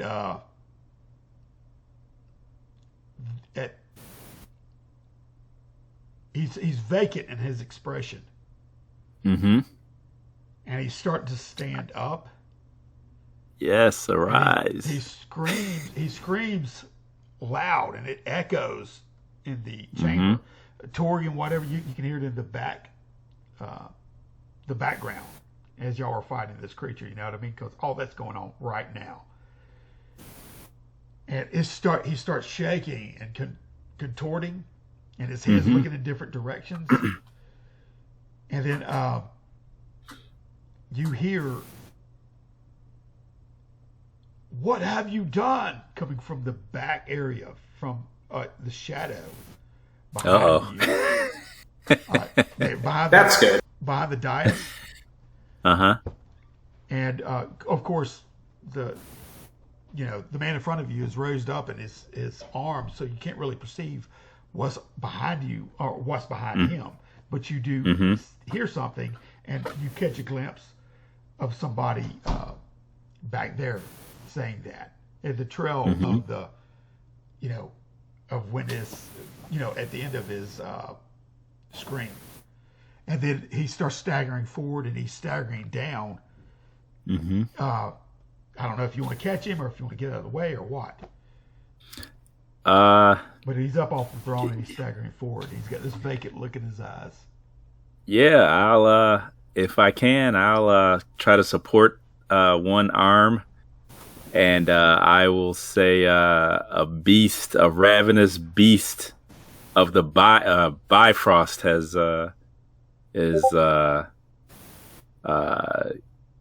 wreaking havoc, in here, and I say, we need your aid, O King. Yeah, his members, his body is still jerking. It's almost like trying to stand in front of Frankenstein's monsters. He's going forward. He's totally vacant of what you're saying or whatever, and he's going forward. Yeah. Walking and screaming and looking around in every direction. And then you hear and feel the presence of another individual come up from behind the oh boy. wall, right? Yeah. This person, you recognize he's doing semantic gestures. Get away okay. from my body. That's what he's saying. Okay. Oh wow. Okay. All right. Okay. So roll for initiative with him. You've already cast that, and he's already. So yeah, you yourself do that. They're otherwise engaged. So roll. What is that? A D6 or what do I do? A 6. I'm gonna roll for. Yeah. I got a 6. Why are you attacking other I got things? a 6, but if you get a 6, No, I'm not attacking. I'm trying to get some help. I don't know what's going on now. Oh, 4. 4. Okay. Well, you're so bewildered about what's going on, and this being has stood up. This man has stood up, staggering past you. He's lumbered up against you, and he's pushed past you, and he's starting to go down. Okay. The other man, which is in a robe too, and he's making semantic gestures. Get away from my body! And he's trembling. He's pointing at you. That's and, weird. Okay. Okay. Mm-hmm. Now, gee whiz. I'll bash him with my hammer. Yeah, you better do something, man. This is The Bifrost lizard I can't do anything with, but I'll hit a mage. Okay. Just backhand him. As long as he doesn't finger or death me, which could be. Okay. That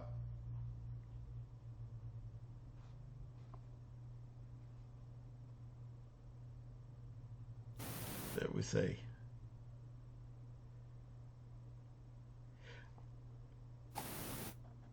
Okay, he's casting. Hold on. He's obviously casting something. Mm-hmm.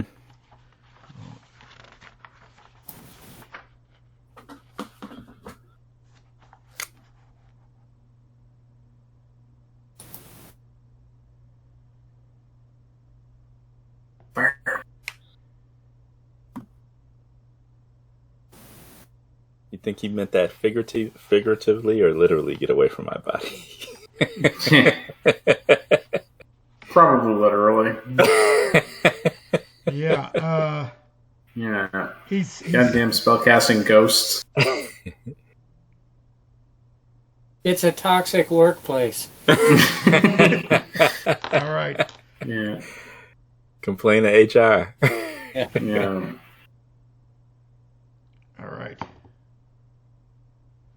Okay.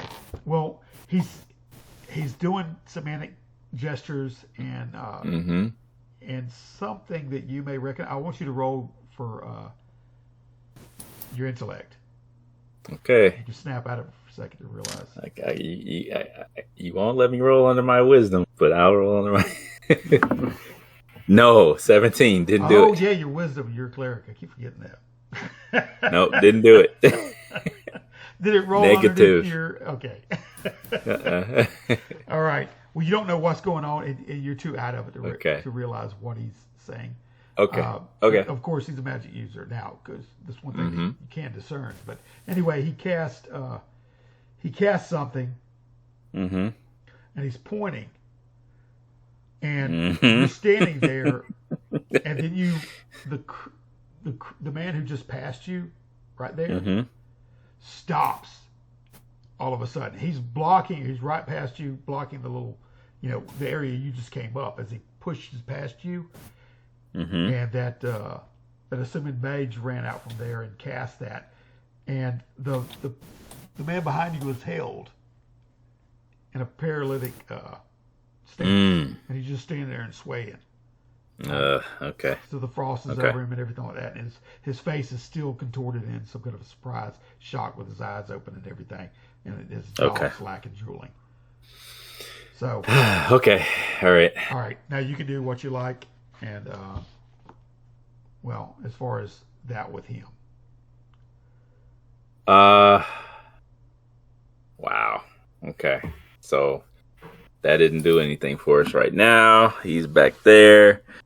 Can I see back? Well, kind of, I guess, in front of me. Can I see the rest of the? Can I see what's going on down there with that Bifrost Yeah, you serpent? if you turn your head and snap, of course you've been hearing screeches and screams from the serpent, as well as the clanging of metal biting into scales and everything else. And it's Mhm. the acoustics in this place is amazing, like Red Rocks. But anyway, Yeah, that's the one thing you're really focused on right now. yeah, but so you hear everything audibly, Uh-huh. right? Gestures, Okay. anything. But when you look back, a lot of the frost has dissipated, but you do see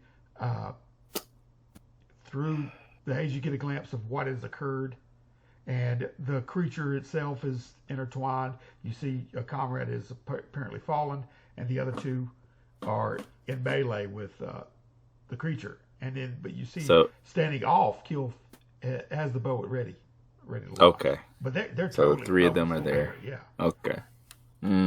Okay. All right. I will. I guess I'll release the Bifrost King, since he's frozen now again, or paralyzed or whatever, and not moving. And I will turn back around towards the mysterious figure. Yeah. Can I see him or it? Oh yeah. Can I see him? definitely. He's preparing another. It looks like he's preparing. He's doing another something? cast. Yeah. Okay. He's reaching All right. his pouch and everything else, and he's taking Okay. a step back. I will raise my holy symbol towards him Okay. with curled frozen fingers, and I will say a plague upon you, and I will cast insect plague Wow, Bill. on him. And this time, you do see why he's fingering through his pouch trying to get something. Mm-hmm. He says, "Protect me!" He's screaming that out, right? No, boy. Yeah. No. No, Yeah. insect Just yell plague. back no. No One at a deal. time. One at a Yeah. time. All right, insect plague. Just to give you a heads up here too, as well, Del. We're already coming up to 2 hours. I can probably do another half hour myself. I wouldn't mind, but after that, I gotta conk out. I don't know about everybody else. Well, we'll summarize, okay.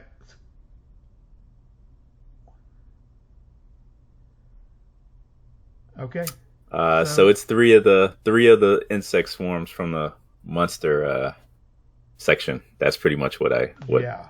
Okay. What it says. Yeah. Okay. One swarm per 3 caster level, so that'll give me 3 of them. There's going to be a background buzz all of a sudden. It kind of intensifies and increases and is amplified throughout this cavern, as you don't know where these things are coming from. It looks like through, you know what I mean? Through it's like almost pulling out of certain areas of the wall, right? In case they were entombed or enshrined there, but they're all just buzzing right toward him. And they start surrounding him. Okay. Good enough for me. If that doesn't hurt him, maybe it'll distract him from casting. Well, yeah, definitely. He's surrounded totally. And 1 round per level. Yeah, so they're going to be there for a while unless they get till they get destroyed. So okay, and you hear that almost he's drowned out with "Protect Me." You can't hear aside from the spells. And he seems to be waving his arms all around. Definitely took him off kilter. Good, because he took me off kilter. I will allow that. He's not. He's hand out of his pouch now. You can see that amongst the thing, and he's brushing like that. All right. So we swing back to this to Kilf. They've already dug into him. Torg's got him. Gadrick has been into this creature, and it is because of the difficulty on that. Let's re-roll for initiative with that situation. All right, you got hit with 3 of you. Come on, guys! Come on! Okay, so with initiative, we roll a d6, though, right? Roll a d6, and I got a 6. So again? I'll let you. Yeah, I got you. All right, so I rolled a 4. Okay. Well, it just stays at this with the creature. Wounded, he backs up, and I'm going to see who. He's still in the midst of that. He's twisted out, scraped them as he gets out, and immediately surrenders to Gadrick. Yes, but not a chance. Okay. What he does is immediately leaps from between the two and rockets toward the dais. Okay, so run, you fools! Okay, is it possible when he does that? Like, I guess they don't have attacks of opportunity in this, do they? I'll give you a parting shot. I mean, because I was going to say, could Godric kind of do a swing, and then I know, Kilf can do an arrow. They heard that too echo throughout. Protect me, and then they saw his attention and his head snapped toward that area before he bolted. Okay. So I'm gonna give them a +2 on the hit, since there would be an attack of opportunity in the back. Okay, so I rolled an 8 for Gadrick, so that's not going to be good. Okay. So add 3 for strength and magic weapon, +7. Wow. So actually, that's still 20. That's still above 20. I think that's still a 21. And plus whatever bonus that you're giving me for being like an opportunity attack. Yeah, +2 for that. So yeah, it's a 23. Okay, you bite into his. Still roll the D. It's a D10. Add strength plus its damage. So I rolled a 6. So that's 9 damage. 9. Wow. Okay. It bites into him again. Hold on. And then I rolled for Kilf, which I rolled an 18. Wow. So he would get a +1 for, like we said, just an above average dexterity. So we give him a +1, so that would be 19. I don't know if he has a magic weapon, though. But then he also adds another 4 because of his being like 5th, 6th level fighter. Yeah. So that gives him a 23. Okay. So that's a hit again. And so he'll hit for a 5. Nice. Okay, now Gadrick. Now does. Go ahead. Okay, because I was going to say, now does Tor get an attack? Because he's over there with his axe, right? Oh yeah, he gets 2 attacks. Yeah. He's Oh, there. all right. Oh, Tor. Cut his fucking head off. Yeah. All right. I will swing. Do your thing. Nat 20. Nat 20. He doesn't need that. Give us a 12, something like that. Yeah. That's an easy hit. That was a natural 6 plus. I don't know. Maybe. Are you still using those like ancient dice? Throw them out. No, these are Put him on a bar. new dice. My niece got me. gotta break I know for a fact they're your old dice. You gotta break them in. Yeah, of course they're your dice. So am I still +2 or whatever? Yeah, you get that. Yeah, plus so you'll be- creatures leaving. So you'll be +7 because of your fighter level, +2 because of the magic weapon, and then there's another +2 because it's an opportunity attack. Well, it's just a +1 for the magic weapon. So. Oh, is it? Okay, so 16, 7, 8. I'm gonna say 16 for the first one, Okay, so that'd be a miss. I think that's a miss, yeah. I think you need and a 20. I'm gonna say 28 for the There second you one. go. There you go. Now roll damage on that and add your bonus. Max it. Come on. Ooh. Come on. Ooh, Yeah. 2 points. You're kidding me. 2 points. That's with the bonuses, right? I don't have any bonuses except for the magic weapon. Yeah, it's just a magic weapon. He doesn't have a strength bonus. Really? Okay. Yeah. Okay. You stick him in the Makes back. it simple. Yeah, you stick him in the back for a little bit. You don't find much purchase. Gadrick lops off the end of his tail as it's slithering away. In his breast goes another bolt on the other side, but he's still. David, gosh. what's your character's name again? Morik? Ooh. Tor? Yeah, this is Tor. Yeah, Tor. No, David's character. Just remember that he's Morik. continuous. Morik. Oh, Morik. Morik yeah. sees him being pin-cushioned and lobbed off and directly coming up to the thing. Gosh. The creature Okay. is wounded sufficiently. You see chunks out of him and missing, and you can tell he's just smeared with his and others' bloods. Okay. broken leg, missing an eye. But yeah, he'll get here in a second. You're between the rock and a hard place. Yeah, I got nothing for him. So okay. Okay. Now roll initiative, Dave. So Cast the cleric nuke. Yeah, Who's everybody rolling? roll 1. Oh, everybody. Oh, okay. Everybody? Okay. I got a 2. 6. 2. For me. Two for me. I got a 6. Nice. Okay. We need you to get a Now, 6. Tori, you got haste anyway. Okay, so I'm doing this because it's split. Oh, yeah, into that's two different right, yeah. locations. All right. So Yeah. I got a 6 too. Believe that or not.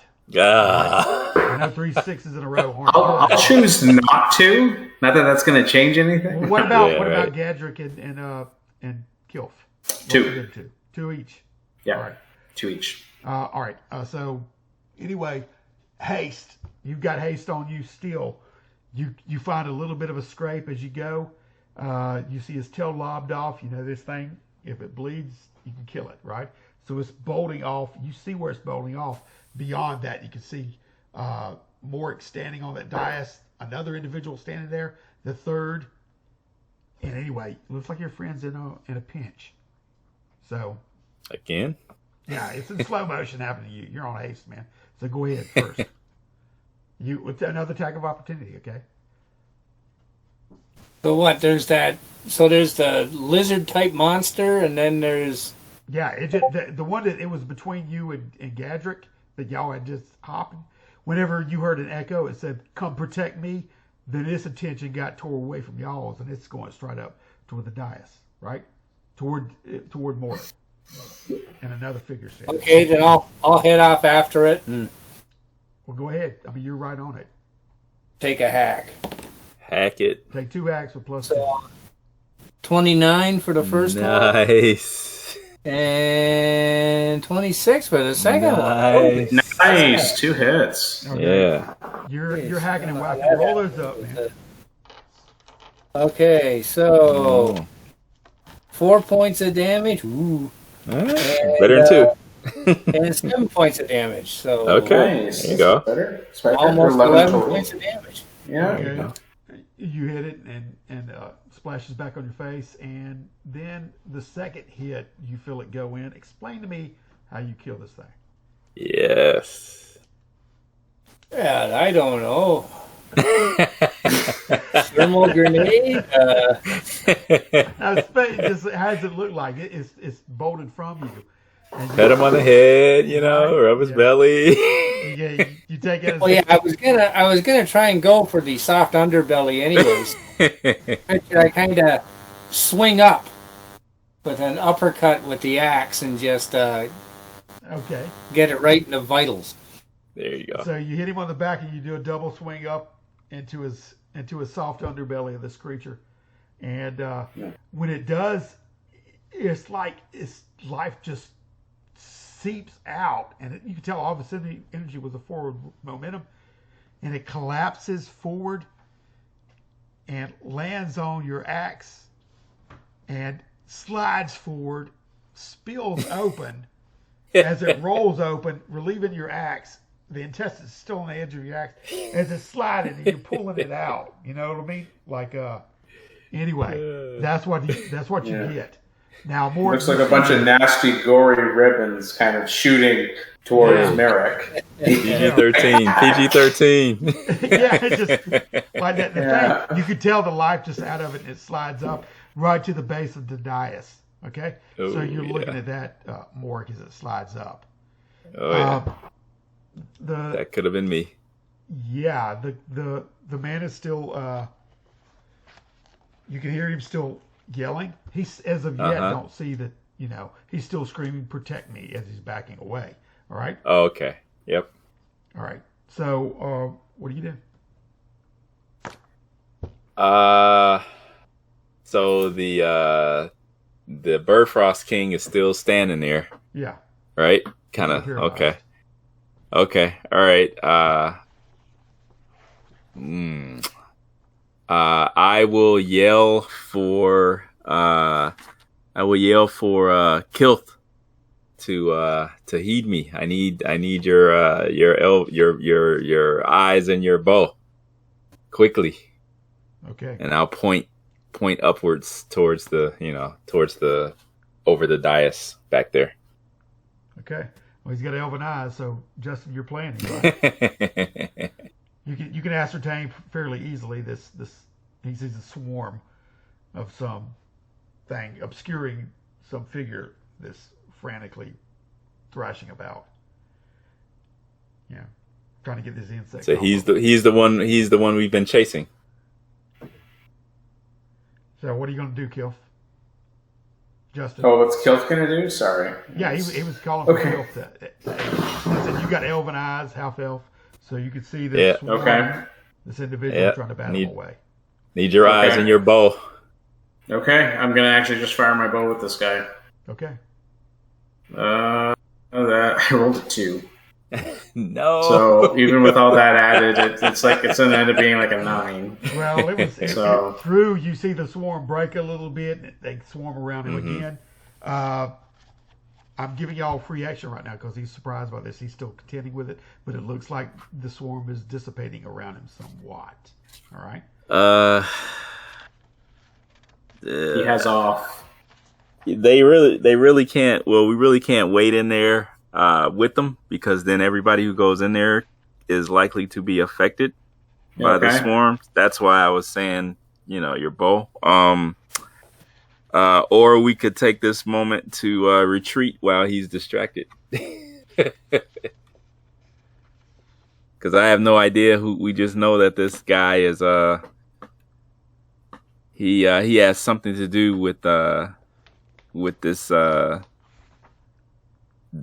king or lord or baron that was interred down here. Okay, so Godric's going to interrupt and be like, there's no chance, that we'll ever get again like this kind of surprise. If we retreat now, he's going to expect us. Yeah, so I'd say we just go for it now. And with that, you kind of see Godric takes a sword, sheathes it, and then he goes to get his light crossbow out and starts to try and load it. Okay, yeah, that'll take a full round. Oh, but he does have haste. Yeah.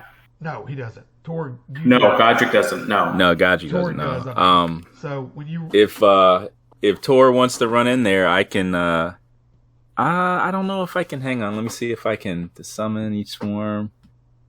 I don't know if I can dispel it or not, or does it just have to go after the duration? It doesn't say, so I'm not sure.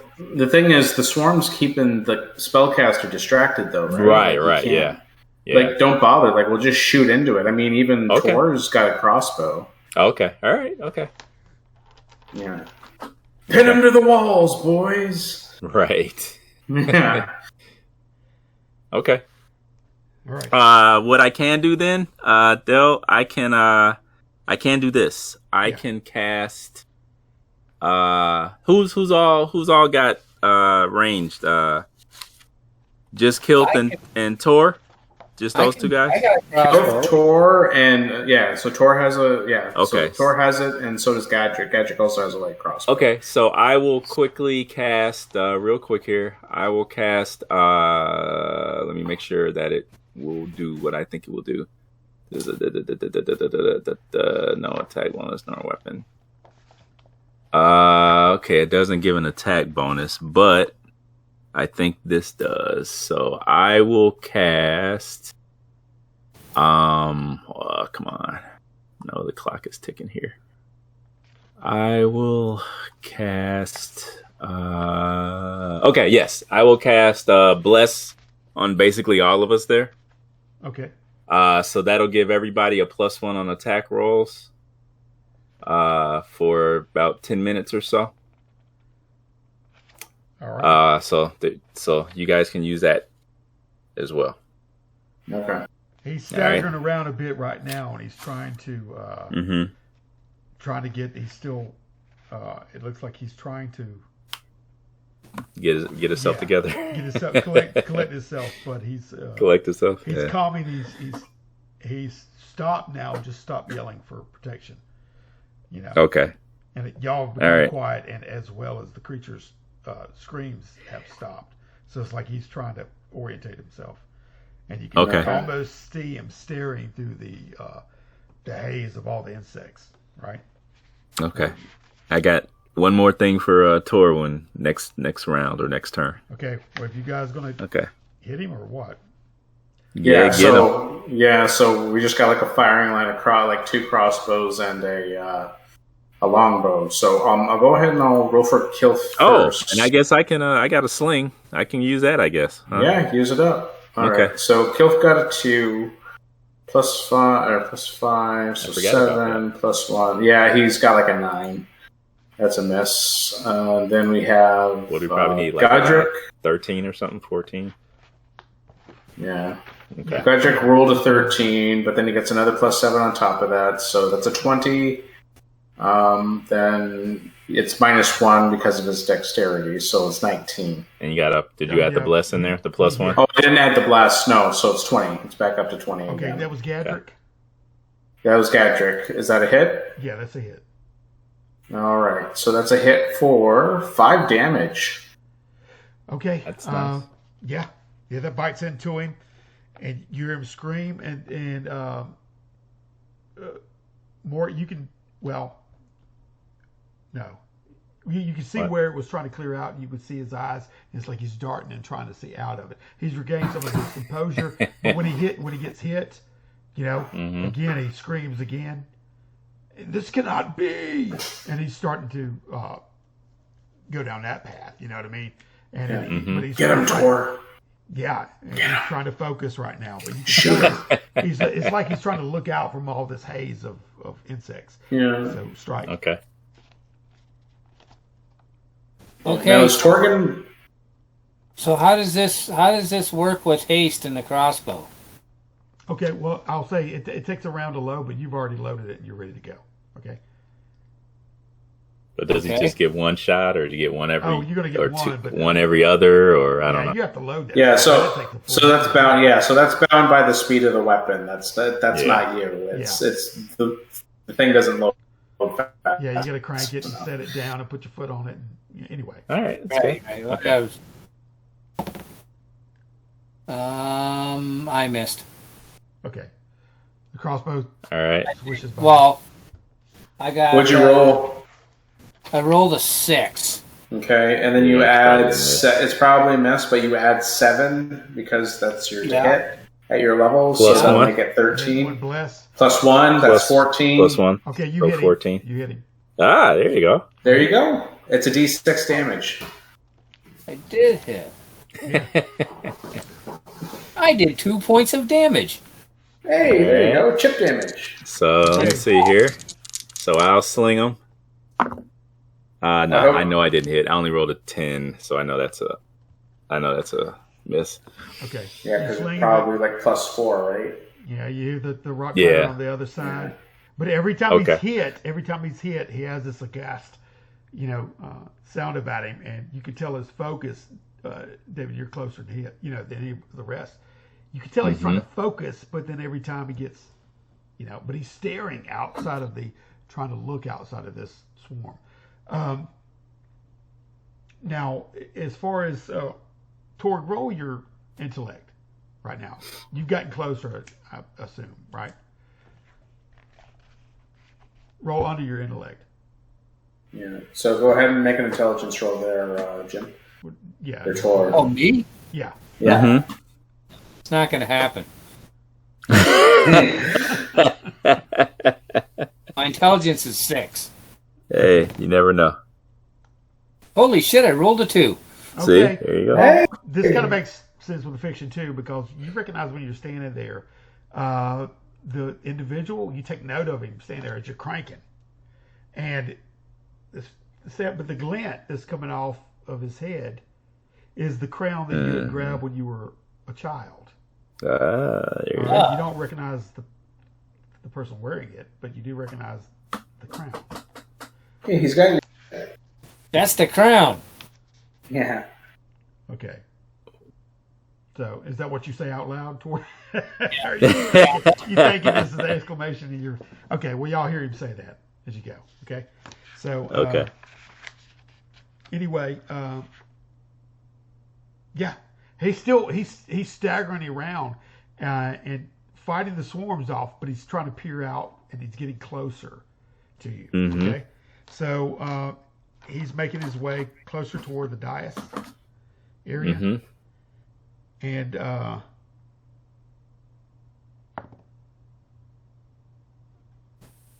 okay, he stepped somewhat closer. He's slipping around and stepping into the puddles, and he's still working, but he's gotten about halfway to there right now. But that's what he's doing, and he's still cursing and everything that hits him as he's getting closer. I will have you, and he reaches out. You can see his hand somewhat come out before he gets smothered in insects, and he's going toward Merrick. On board. Okay. Okay. So y'all get another round, is what I'm saying. Yeah. I point, scream towards him, and I say, "Strike him down!" Okay, And so I'm guessing, Gadrick is reloading for this turn, right? Does it take a full turn in order to reload crossbow? Yeah, it takes a full turn, but he's got haste, so I'm gonna let him. That's for Tor. Yeah. Okay, so Tor can shoot. So Tor can load and fire in the same turn, Correct. but Gadrick has to Gadrick load. has the load. So we see Gadrick puts his bolt in. And you see Okay. he's cranking it, and he's trying to get it to takes a go. while to get it Uh, done. Yeah, so Kilf will go ahead and use his longbow. And I rolled a 6 plus 4 plus 1 plus 1, so that's only going to end up being like a 12. Yeah, just Ooh. short of the mark. I got Okay. But All right. I got something for him. All right, so that's you guys. So Tor and Torian Morik. and Morik need to roll, or whatever they Yeah. do, act. Right? Yeah. Shoot him in his stupid face, Tor. Ooh, I may have done that. I rolled a 15, and then I'm... That's a hit. Yeah, then you're plus 7, Yeah. so 22. Whatever. Plus 1 is 23. That's Yeah. an easy hit for you. Okay. Roll a d6. All right. Roll. Ooh, 3 points. I'm getting better. Nice. 3. Smoke line. Chipping away. All right. You could tell it hit because you don't hear any kind of reverberation as the bolt comes out, and you Mm-hmm. hear his cursing and everything every time he gets hit, especially. But he's closer to, and Mary, he's right at the base of the dais now. Aside from everything, these protrusions has been in him, and you see him trying to do like that to look at you, and his eyes are peering toward you. Did you fire your sling at him? No, I'm waiting for my turn to act. I didn't do anything yet this turn. This round, I'm waiting for Daryl to give me the thumbs up. I think he's taking narrative license, so I'm waiting to see what's about to happen. Okay. All right. Yeah.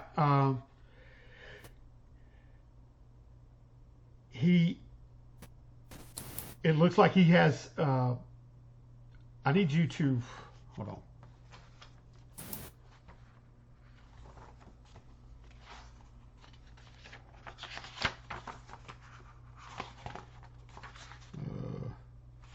Real quick here.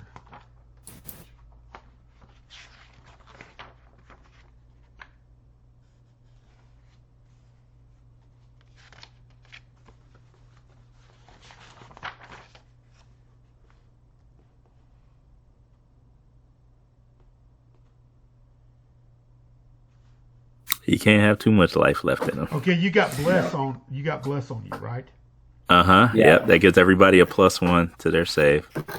Versus I don't know if it's everything. Hang on. Okay. Let me see. That gives us +1 on morale and I think fear. Let me see. Yeah. Yep. Attack rolls, morale checks, and magical fear. Yep.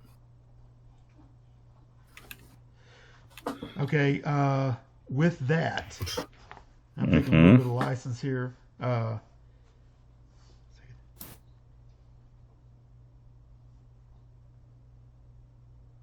Roll a save versus spells with a +5.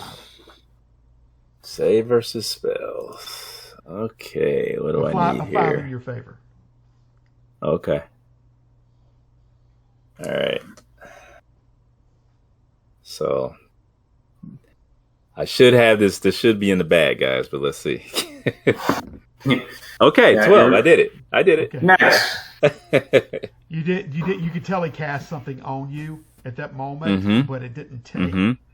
Okay. Okay. And you hear a scream issue out from the swarm of insects and frustration. Okay. You just like that. All right. So now everybody, another turn. Roll. Okay. Is the swarm almost gone yet or no? No, it says per level, right? So that level. Yeah. It's still okay. Yeah, 1 round per level, and we're in like the. Okay, I was just checking. Okay, all right. I want to cast when I can. I'm gonna try to cast striking on. Actually, it's probably smarter for me to do it on Tor since he's attacking as fast as he is. Okay. So that's gonna let his crossbow bolts do an extra D6 worth of damage. He's got to hit though.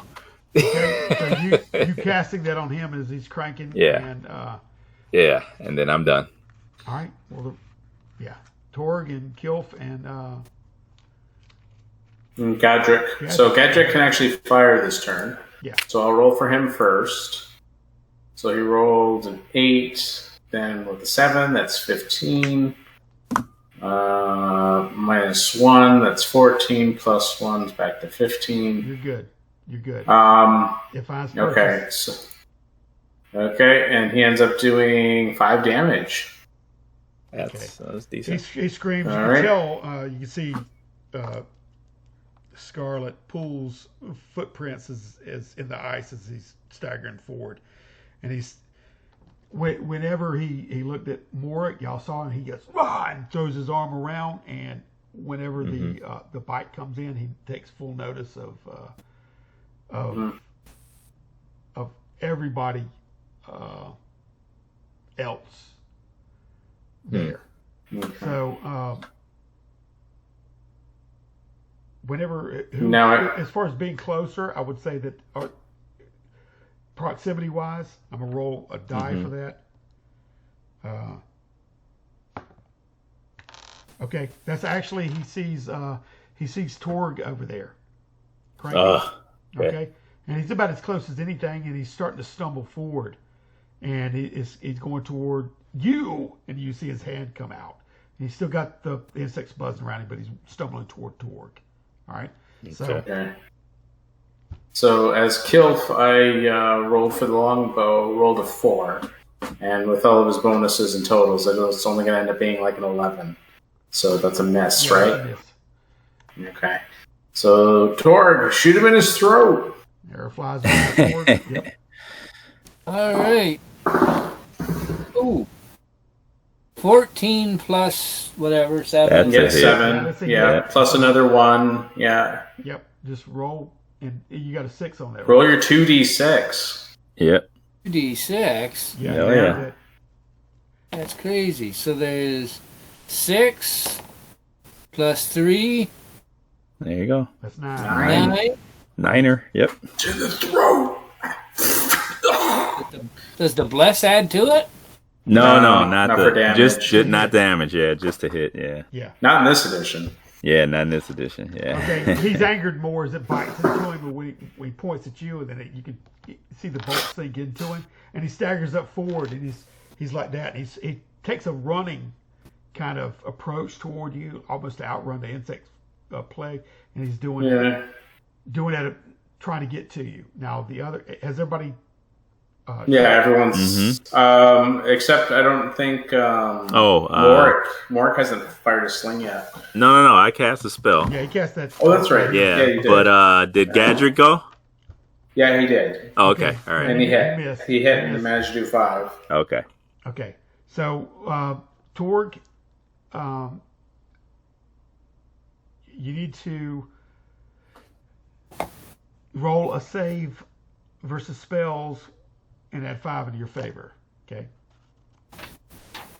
As he's getting toward you, he runs toward you. He's looking. You can see his eyes peering out, and he's trying to look at you. His eyes almost like pierce you. The moments when you can't see it. Look away. Yeah, Do I still get my regular +4, then the +5? Yeah, because you're a dwarf, you gain bonuses for it anyways. So yeah. Nice.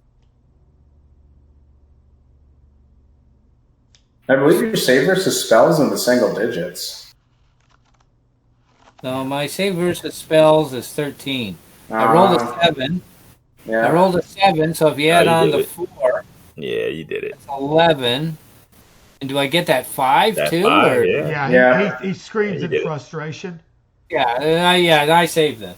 Yeah. He screams in frustration and turns from you immediately and starts staggering toward the nearest foe, which is Somebody put this guy out of his misery.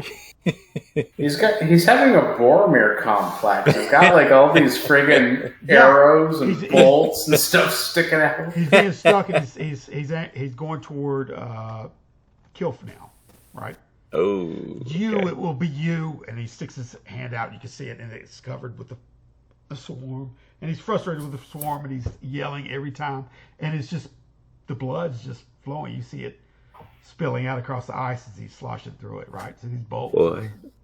Well, he's close enough to melee now, isn't he? He's right there, right? Yeah.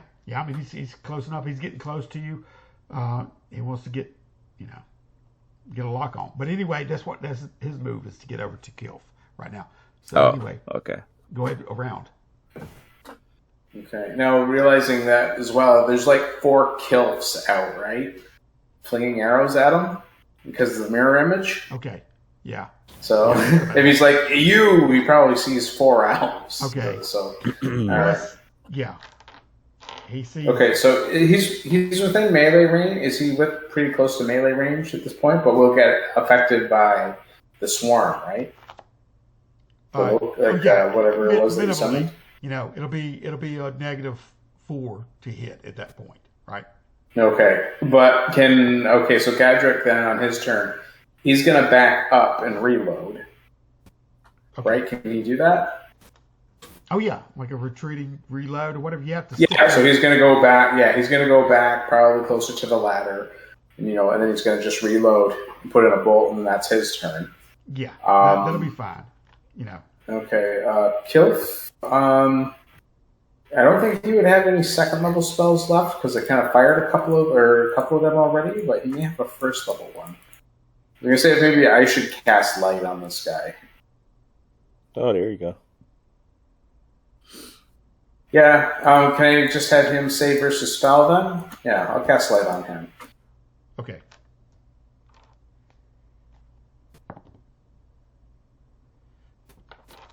Okay, he did it. He saved. Okay. All right. All right. And then Kilf's gonna kind of walk back from him so that as best as he can because he doesn't want to be very close to him. Everybody treating. I'm gonna see.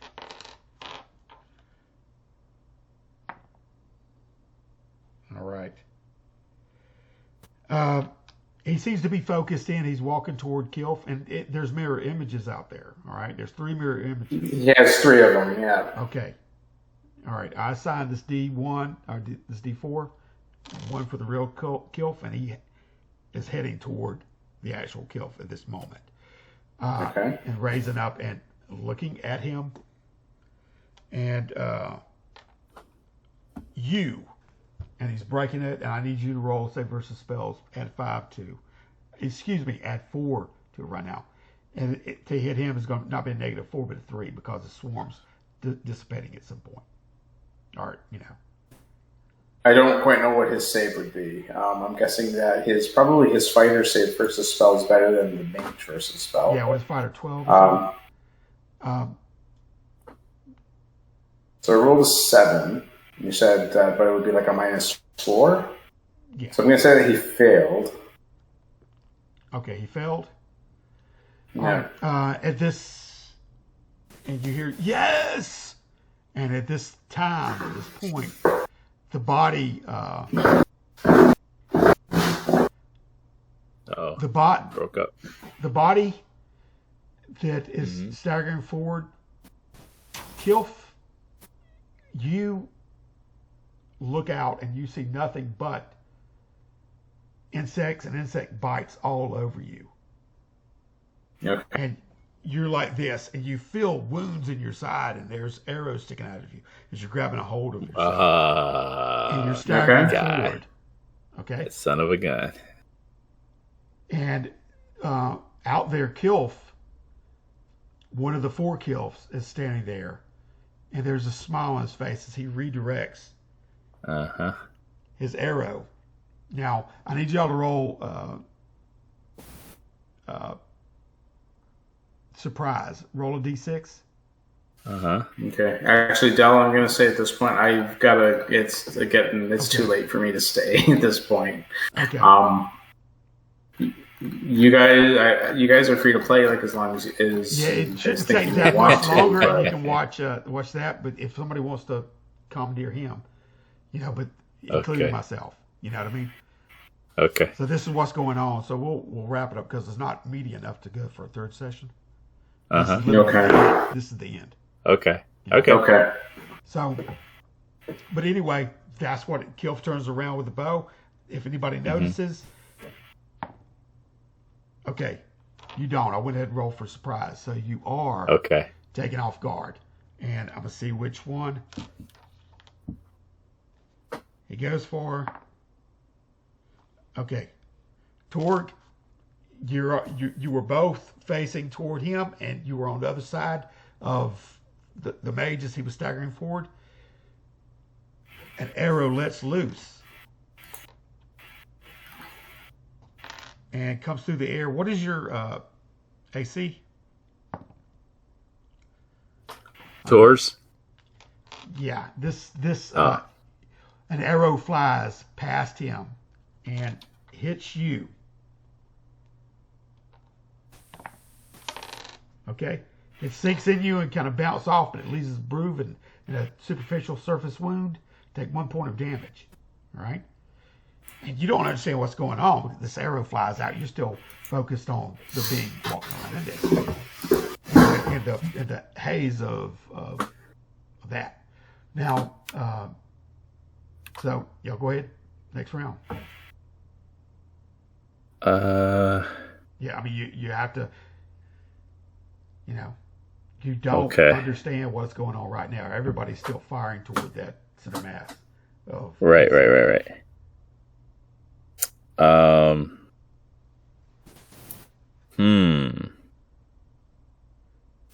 I don't see at this point why we would change our tactics any.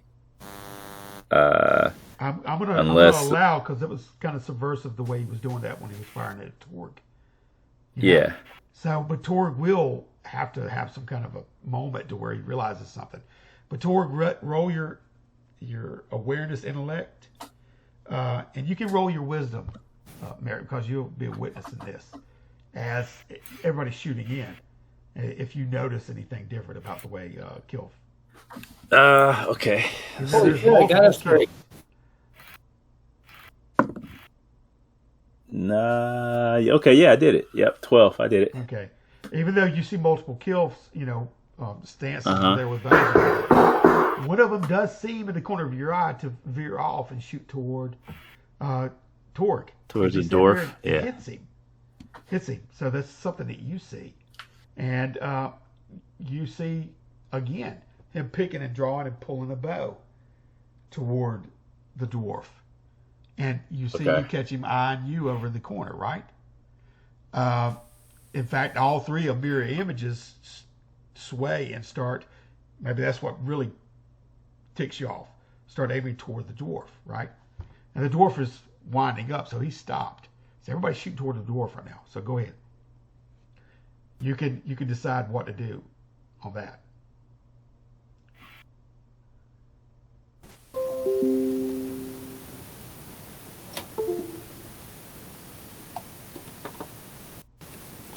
Now, Torg, if you got hit, roll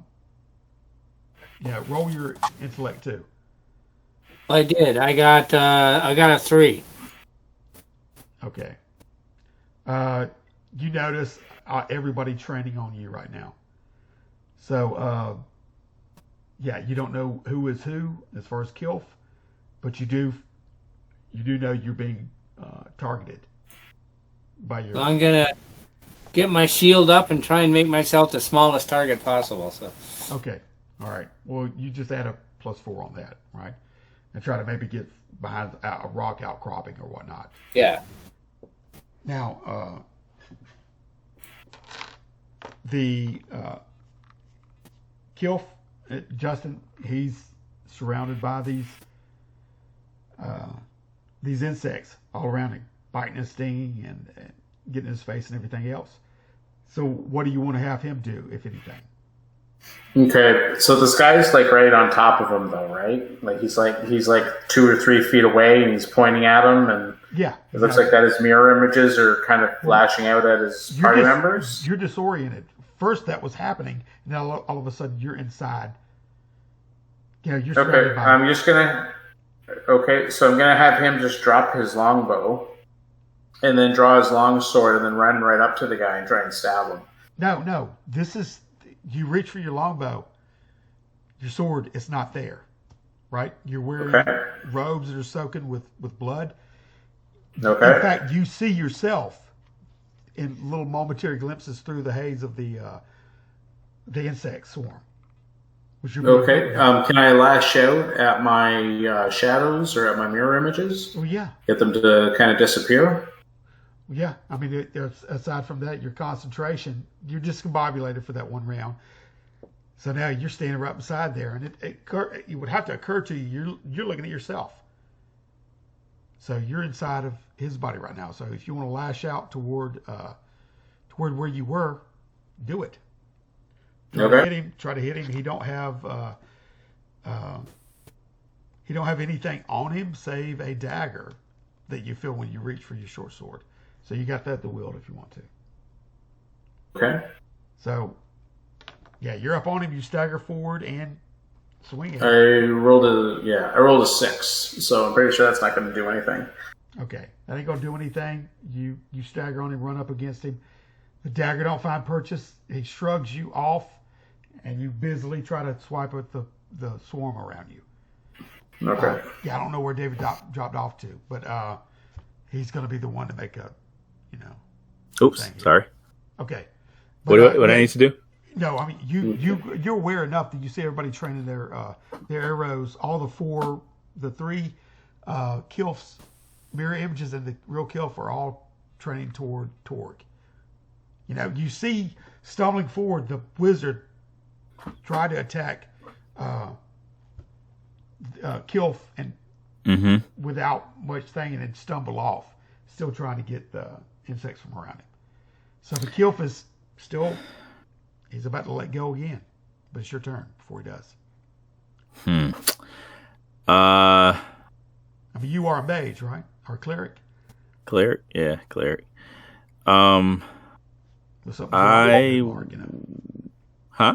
Something's rotten in Denmark, Yeah. I got you. I'm just trying to figure out a way to have it make sense. Yeah. That's tough.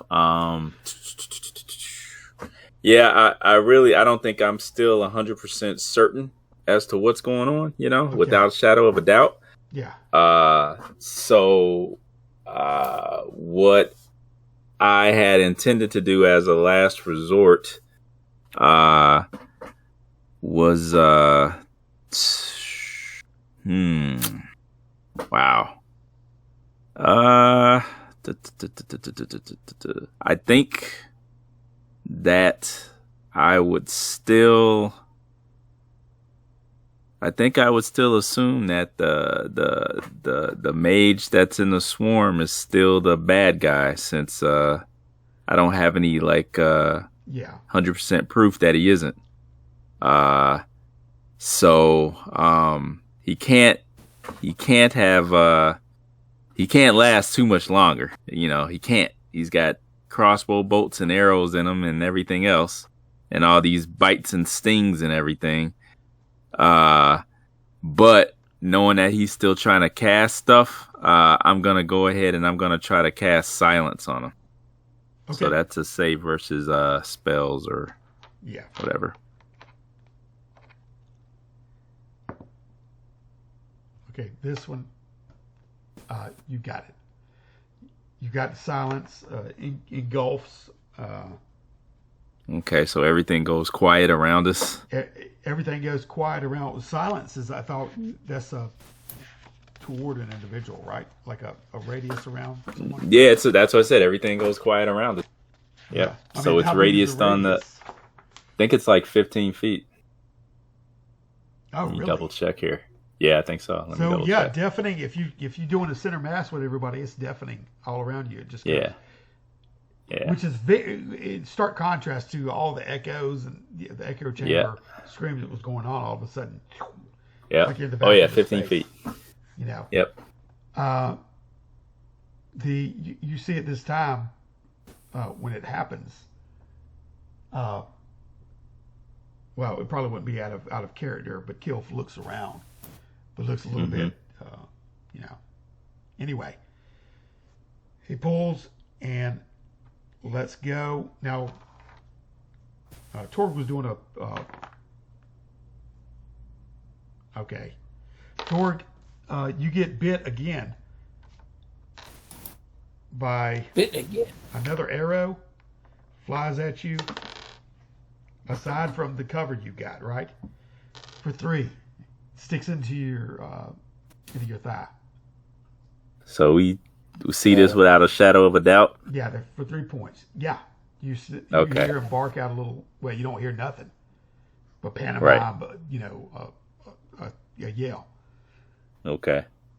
But yeah, you see purposely that it is, and because the other Kilf, the other individual in the swarm.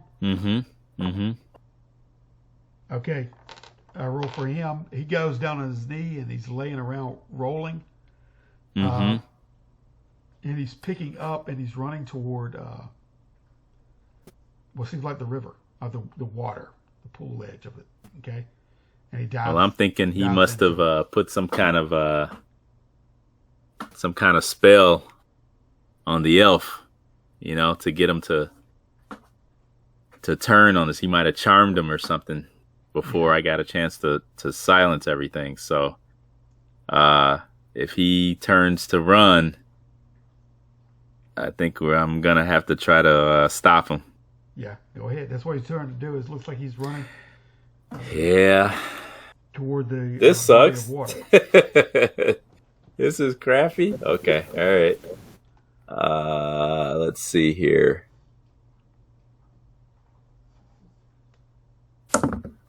There you go. 19.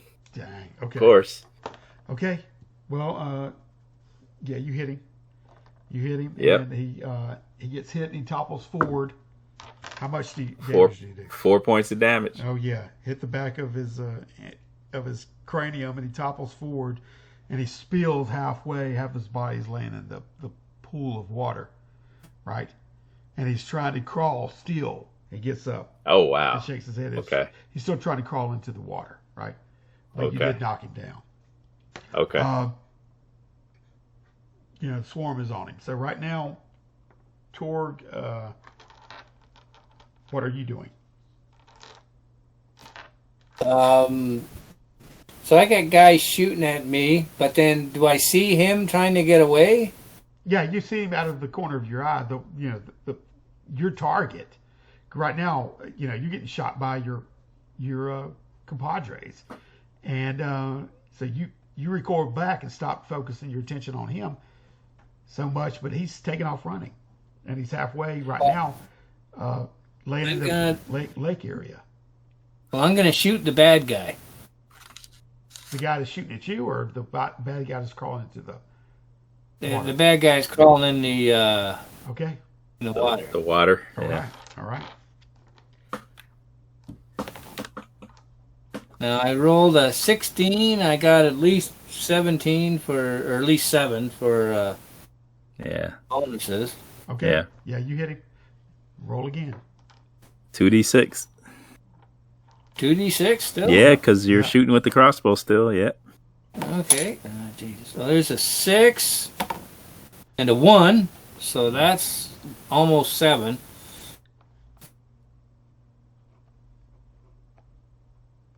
Okay. Now I don't know Kilf's HP right now, but but I've been keeping track of what has been going down. So yeah, that was Justin keeping track of it, so I don't know. So we don't know where he's sitting at, but I can. He's I can, pretty hurt. I think we said something like 40 something, but he's pretty. He's all the way down right now. Yeah, he's got to be see, pretty beat. He's saturated in that, but a little bit of blood is eking out around into mixing it with the lake water, or that subterranean lake water. And he traded bodies with the guy, and that guy was already hurt. So I don't know. He's probably in bad shape. He's going under right now, as far as. Oh, is he? He's still pulling himself under water. And, y'all don't hear any of this, but right. It's Yeah. Eerie picture. So right now, another bolt goes out. So Gadrick is what's he doing? Gadrick. Yeah, Gadrick. Yeah, because Yeah, Kilt is the okay. What's back? We don't know his play. I'm gonna have to just use him like a hireling. Okay.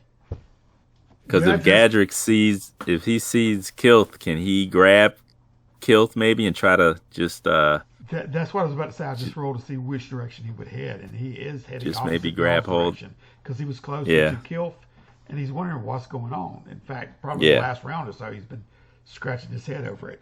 So, he's making. I'll have him make it running and dive toward Kilf. Let's see if he hits the right one. Yeah, just try to slow him down or something.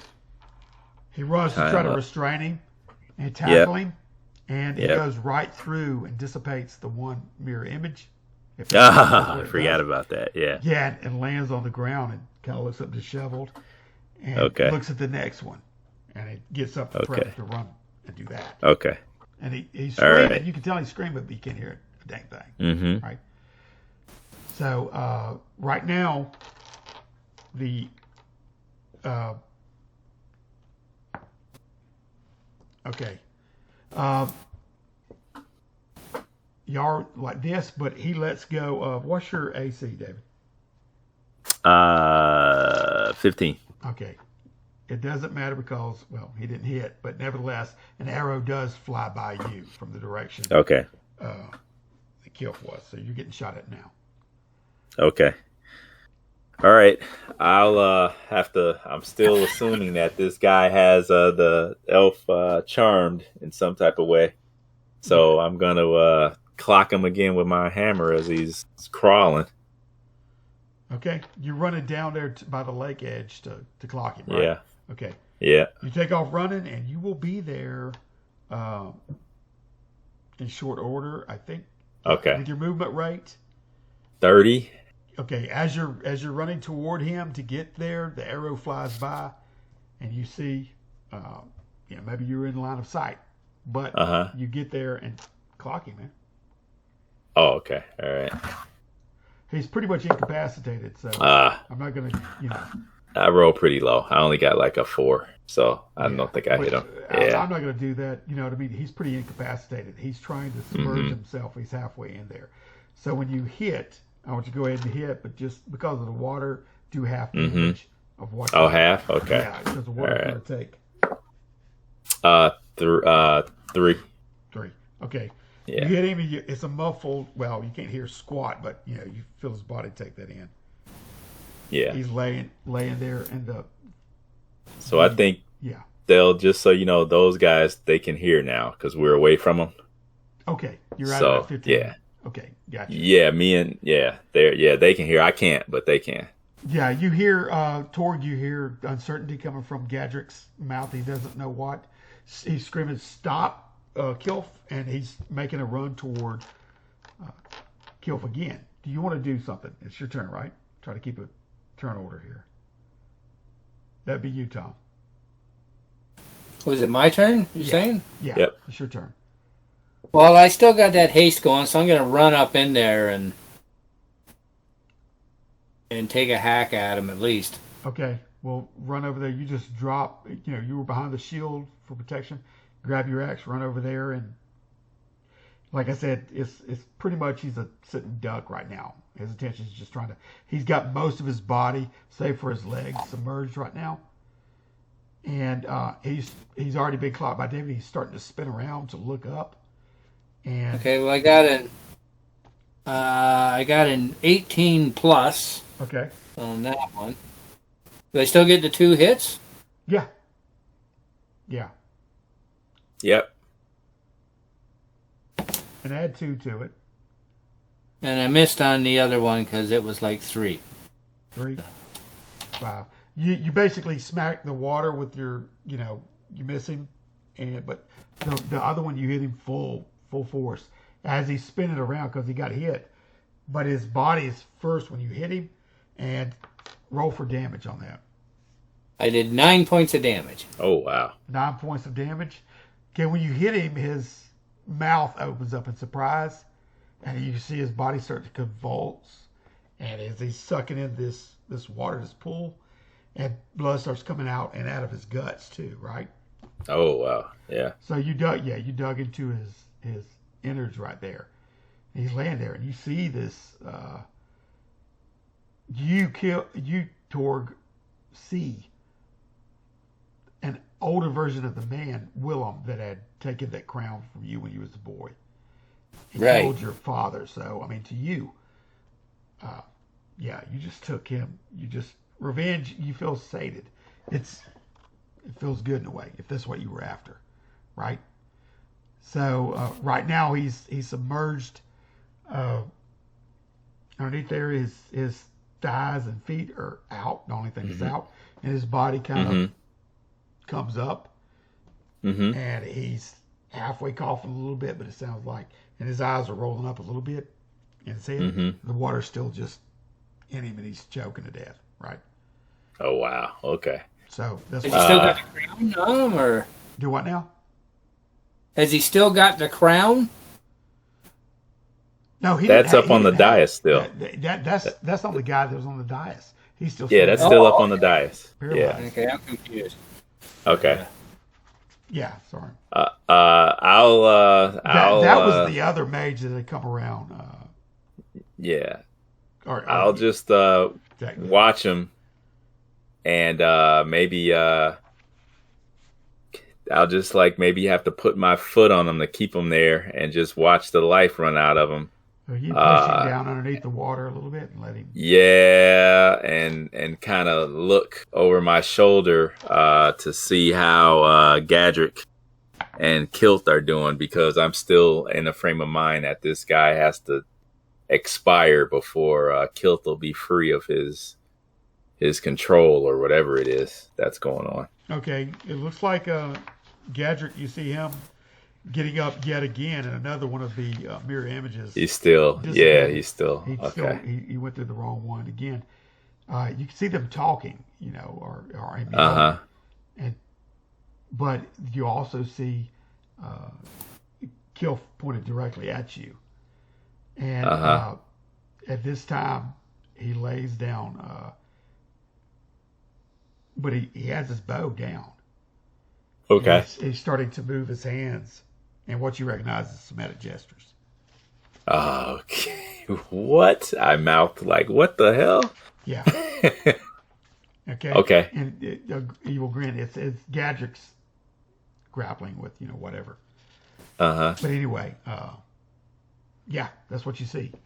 And right now you feel old boy convulse a little bit, and then you feel the life go out of him. Okay. All right. And I'm expecting Kilt to like shake his head and come out of it, but I don't know if he is or not. So I'm just watching him. I'm not, I'm watching him, expecting that to happen. No, it does. He continues his ministrations. Yeah. Okay. And all that. All right. My mouth drops open because I really don't understand what's going on now. Yeah. Okay. All right. Well, yeah, that's what's going on, and I'll give you guys a second for that to register. And it looks like he's preparing something that is about to happen. Okay. Let's see. I can't shout at anybody because I'm still in this silence thing. So,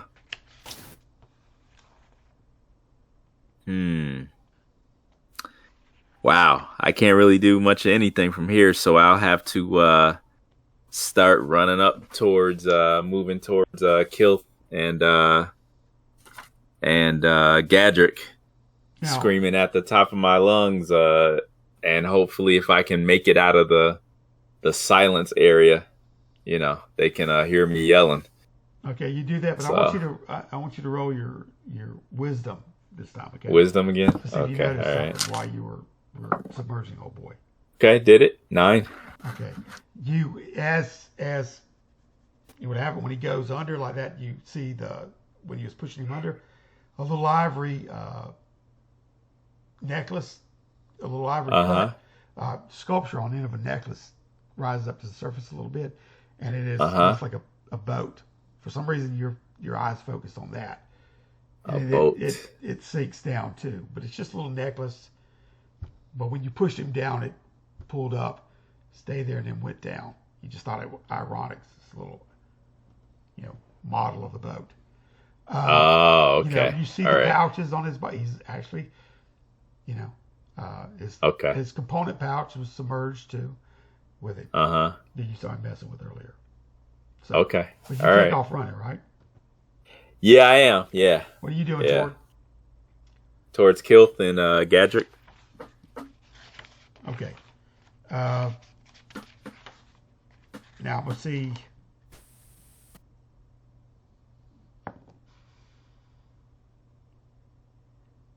All right. Huh? He's turned his attention somewhat because he's hearing toward Gadrick. Mm-hmm. And I need to pull up this spell.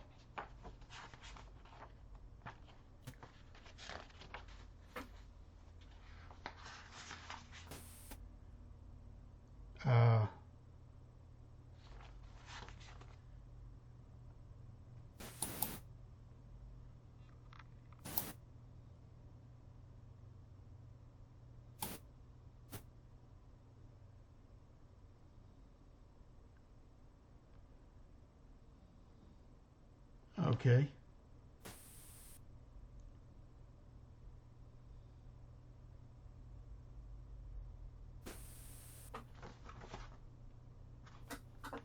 All right. I'm gonna roll for something.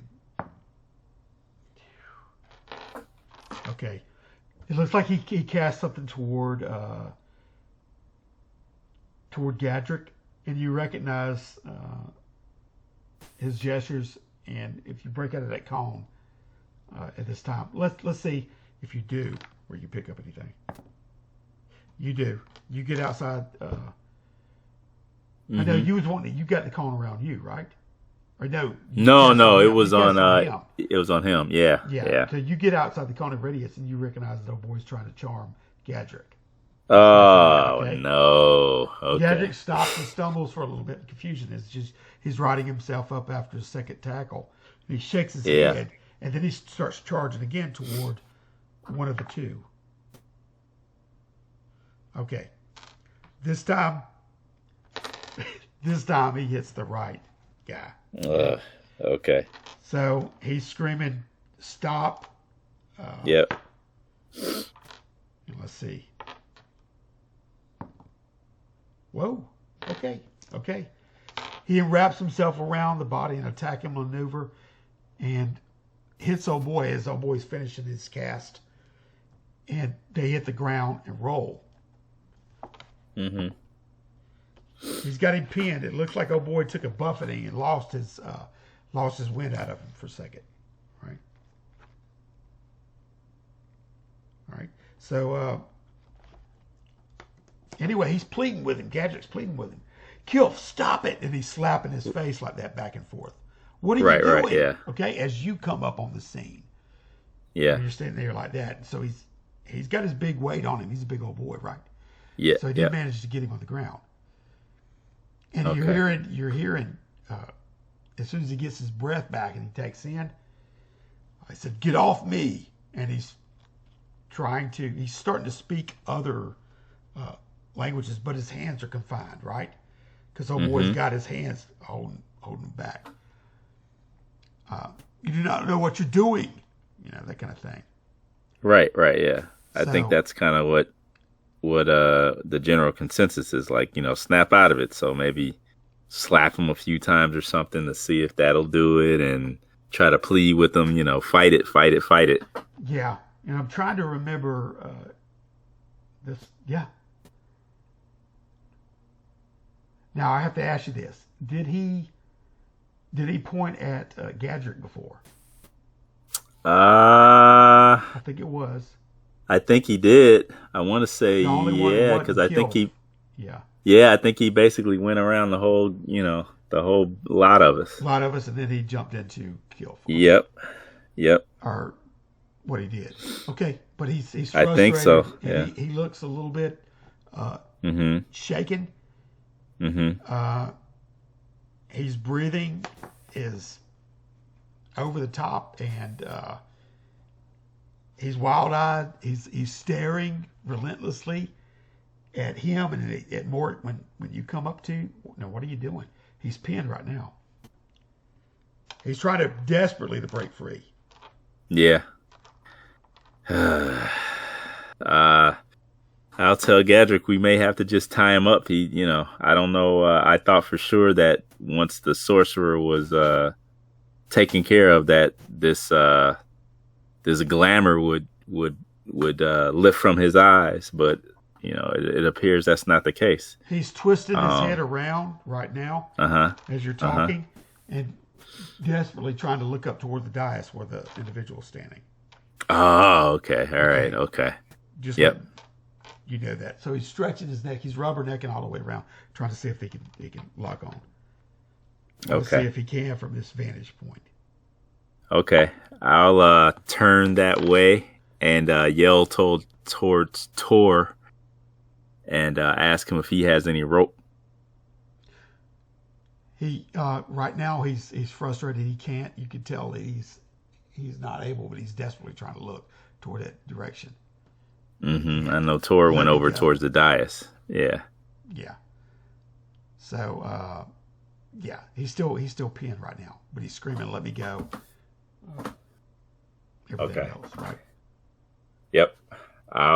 That's what I'll try. I'll try to find some type of, if I gotta even go back to the body back there and tear the robes up and use those for bindings, I'll do that if I have to. Yeah, y'all should have something While Tor's to pin him up doing with. his thing.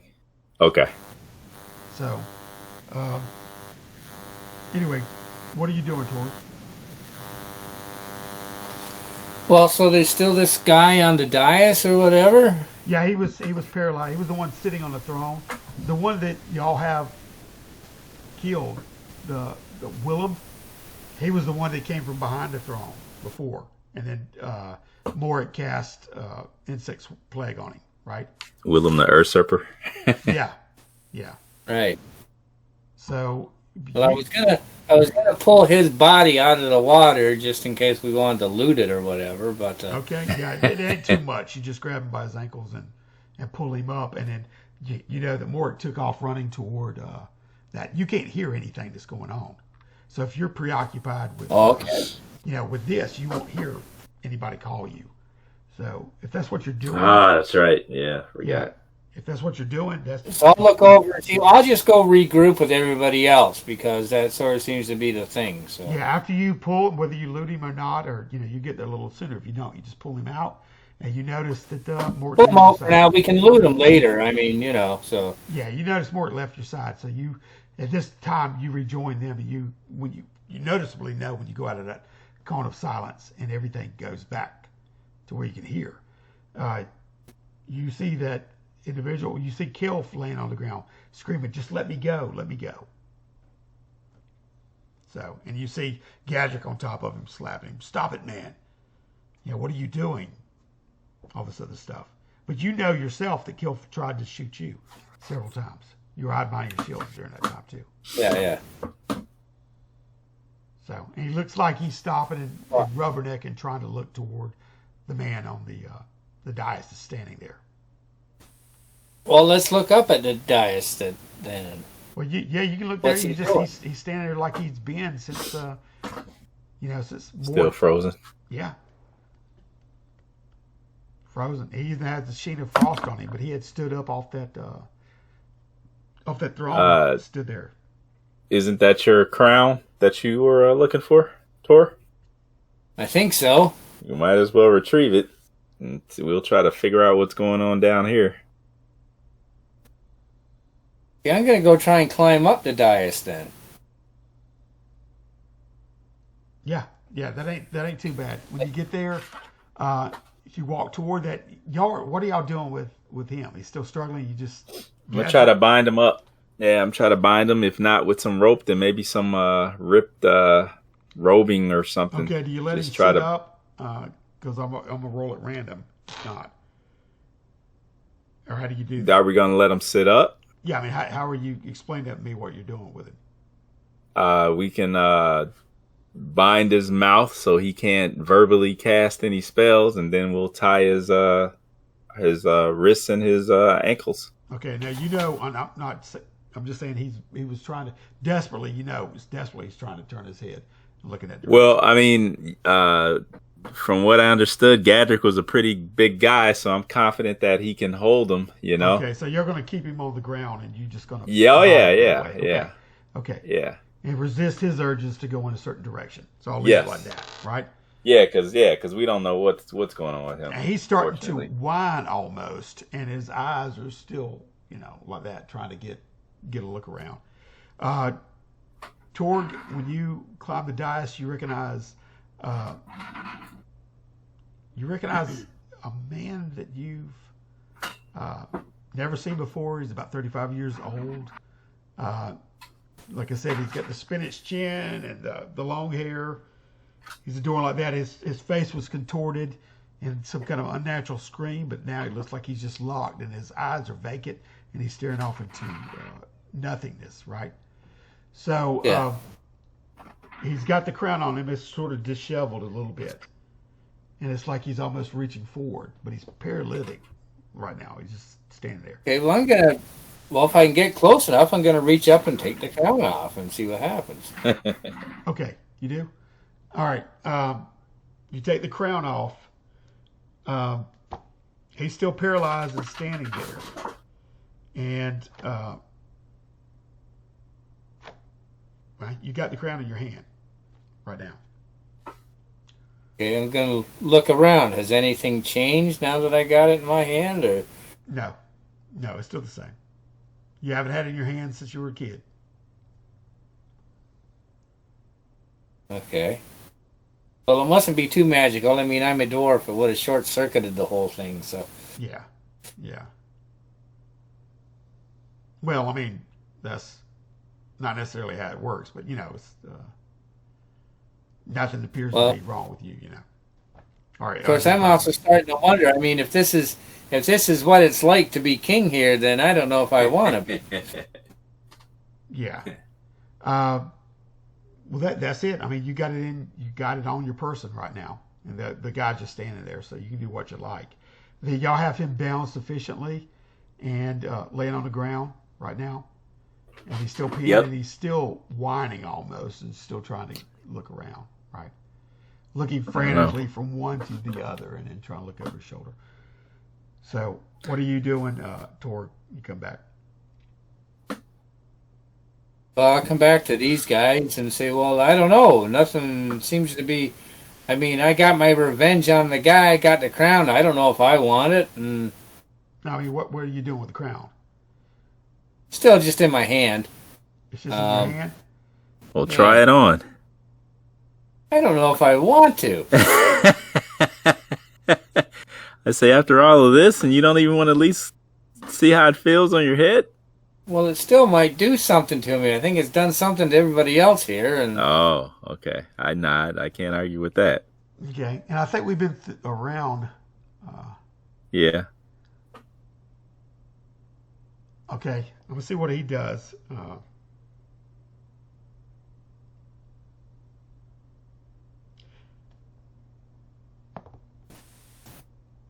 Okay. Kilf is on the ground and he starts screaming madly. What? Okay. It's my crown. It's my crown, and he starts screaming. And you will not have it. And then his body goes limp underneath Gadrick's weight. And you just feel and hear the breath go out of Gadrick. And what? he's totally limp and vacant-eyed. Gadrick is? Yeah. Yeah. So. Does he collapse or does he just stand in there? Oh no, no, not Gadrick, but Kilf. Kilf. Oh, Kilf. Oh, okay, totally okay, Kilf. Okay. He screams that he just goes totally white, vacant. Oh, okay. And expires right underneath you. What? Yeah. I'll shake him. Is he reacting at all? No. No, nothing? He's dead as a doornail. I'll turn to Tor, and I'll say, whatever else you get out of here, take it, because we're leaving. This place is cursed. I agree. Okay.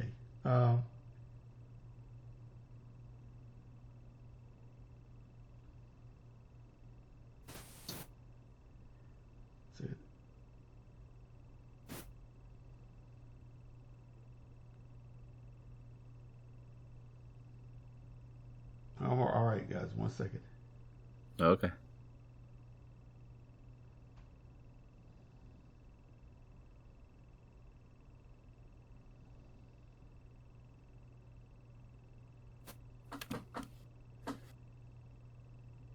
We may have to take the elf and drag him somewhere to see if maybe we can get him. Maybe a priest can do something, or a more powerful sorcerer or something, because something's going on with him. But being at Taurus King now, we should be able to do that with no problem. Oh, well, I don't think I want to keep this crown. I think it's too much problem. What are I'm you thinking gonna- of going over there and dropping it in that pool of water. Oh wow. Okay, Okay, Although well, it could be worth something. that's true too. Yeah. well, y'all can decide what you want to do. Yeah, I mean, it's the body's laying about it. Two of your comrades are there. Yeah. The older man, you know that you've gotten your revenge on Willem. You know, as far as Yeah. Yeah. he's laying in the pool. You pulled him out to loot him, but that's you know. We'll probably get what we can and get anything like the you said that trinket caught my eye over by the pool of the Yeah. boat. Yeah. And I don't know what Tor's gonna do with that crown of his. Now you That can, was his destiny, so I don't know. It's his choice, but yeah. I don't know. We may need the money to help with kill. So I don't know if you want to leave it here, but it is your choice. It is your choice. Okay, maybe I'll put it in my backpack and take it with us. Then it might be payment for something like that. Yeah. Yeah. And I don't know if there was much at the dais. I know you said that there was like some silver kind of scattered about, but I didn't know if it was like everywhere. frozen or. A lot of it's been chipped up from the fighting and moving around. You'll see pieces are sliding, all over the place. So this floor is littered with them. I'll ask Gadrick to hang on to Kilth and keep his eyes on him, and then maybe Tor and I can go by the dais and kind of snoop around there and see what we see. Yeah. Okay. Yeah, you do that, and see what you see. It's other than a hoard of gold, and you recognize that this is actually what's been funding all the activities up above. Oh, okay, You know yeah. what I mean? This storehouse, because a lot of it is encased in ice, but a lot of it's just laying around. So You're essentially Yeah. you're good to go. That thing you get off him, the little trinket or whatever, when you analyze it and look at it, you can read the magic runes on the side. Oh, okay. All right. So it just depends on if you want to say them or not. I cannot read them, or I No, can you read can. them. You can. Right. Oh, I can. Okay. Do I know the general gist of what they are about? Yeah. Well, it basically, when said, it will make the boat full size grow in size. Oh, okay. Okay. Enlarge is basically what it comes down Oh, to. okay. Gotcha. Okay. So, Um.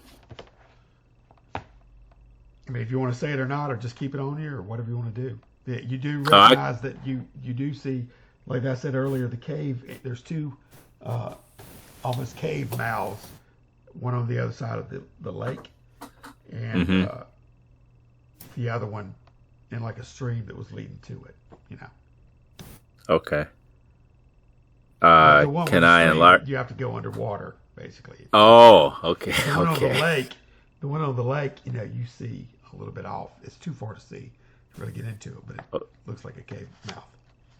Okay, I got you. So, okay, so in theory, a ship should be able to come in and out of that cave mouth to get to the water. exactly. Is that kind of what I'm guessing? Okay, Yeah. all right, I got you. Okay, all right, I can always enlarge it over there on that side so that if we want to, we can exit the cave through that way. Yeah. And then Tor, I don't know if you want to claim any of this treasure that's in here or as yours, or what do you think? What do you want to do? Well, I'm not about pilfering some of it. Yeah. A lot of when you can pilfer this gold enough as the king's hoard. When you get off of Willem's body, you see there are various nice components, magical components in there in his pouch. Loaded down the rings on his fingers. You can grab those. His robe is nice. And as far as magical properties or whatever, there probably are aspects to some of these, or at least you feel that way.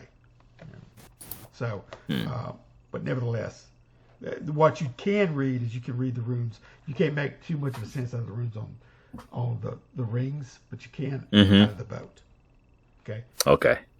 So, all right, it's y'all's choice. So, okay.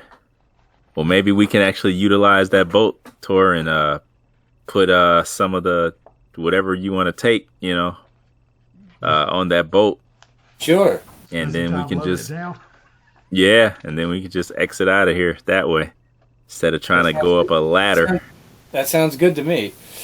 Okay, when you're there, if you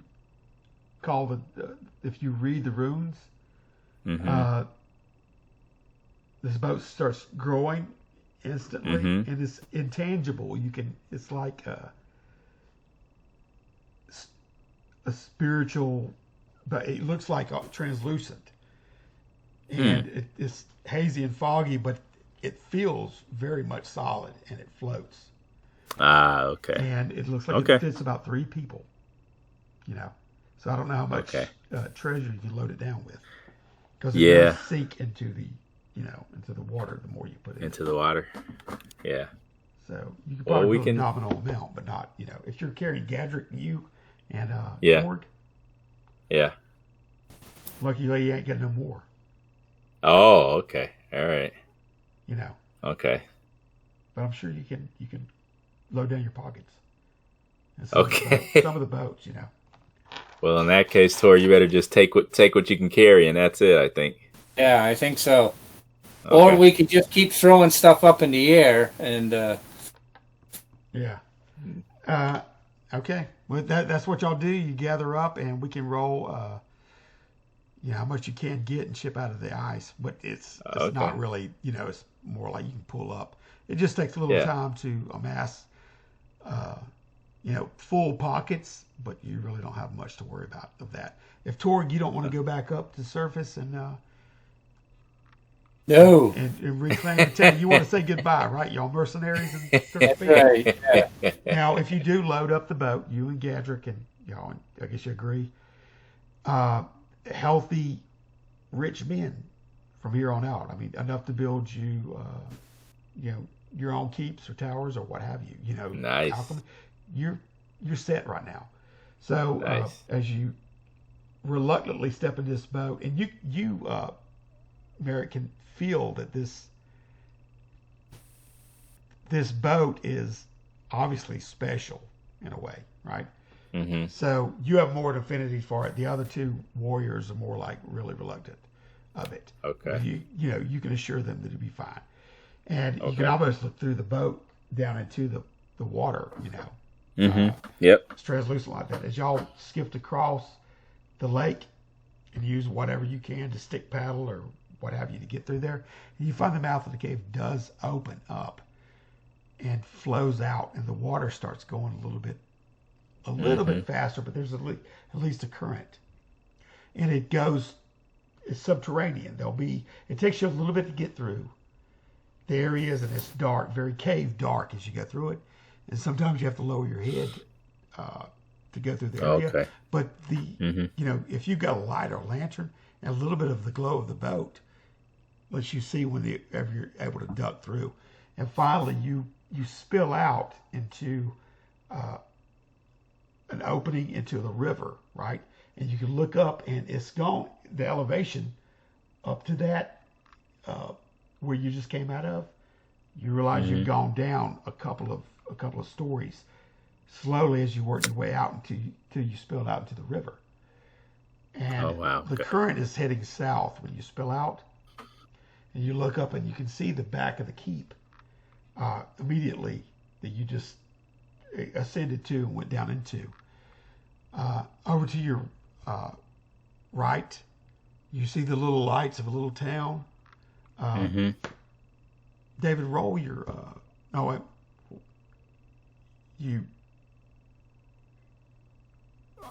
Well, it's not a little town. It's a blinding light, okay? I have to get my orientation right.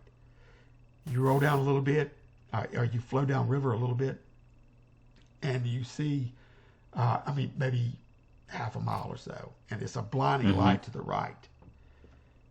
In the center of the river is another tower that is painted white, and it gives off a radiant glow all over. It's well lit. There's a lot of commerce up and down the city. As a matter of fact, you recognize the city as a major city of Kriegspiel. It's just a day or so south of Oakton on that river. Okay. So, which you may recognize Oakton. Yep. So that's where you are now, and whether you want to dock there or what do you want to do, it's a safe haven, right? Okay. So I think that's probably the safest bet for us, and we can go there and. Sounds good. Yep. That's where we'll end it. So you guys. All right. Thanks for playing. This is a one shot. I don't know if it would ever be picked up again, but not really. Said these 12s, but anyway, I'll give you the scoop on that. Right now, I go ahead and stop this recording. Oh, okay.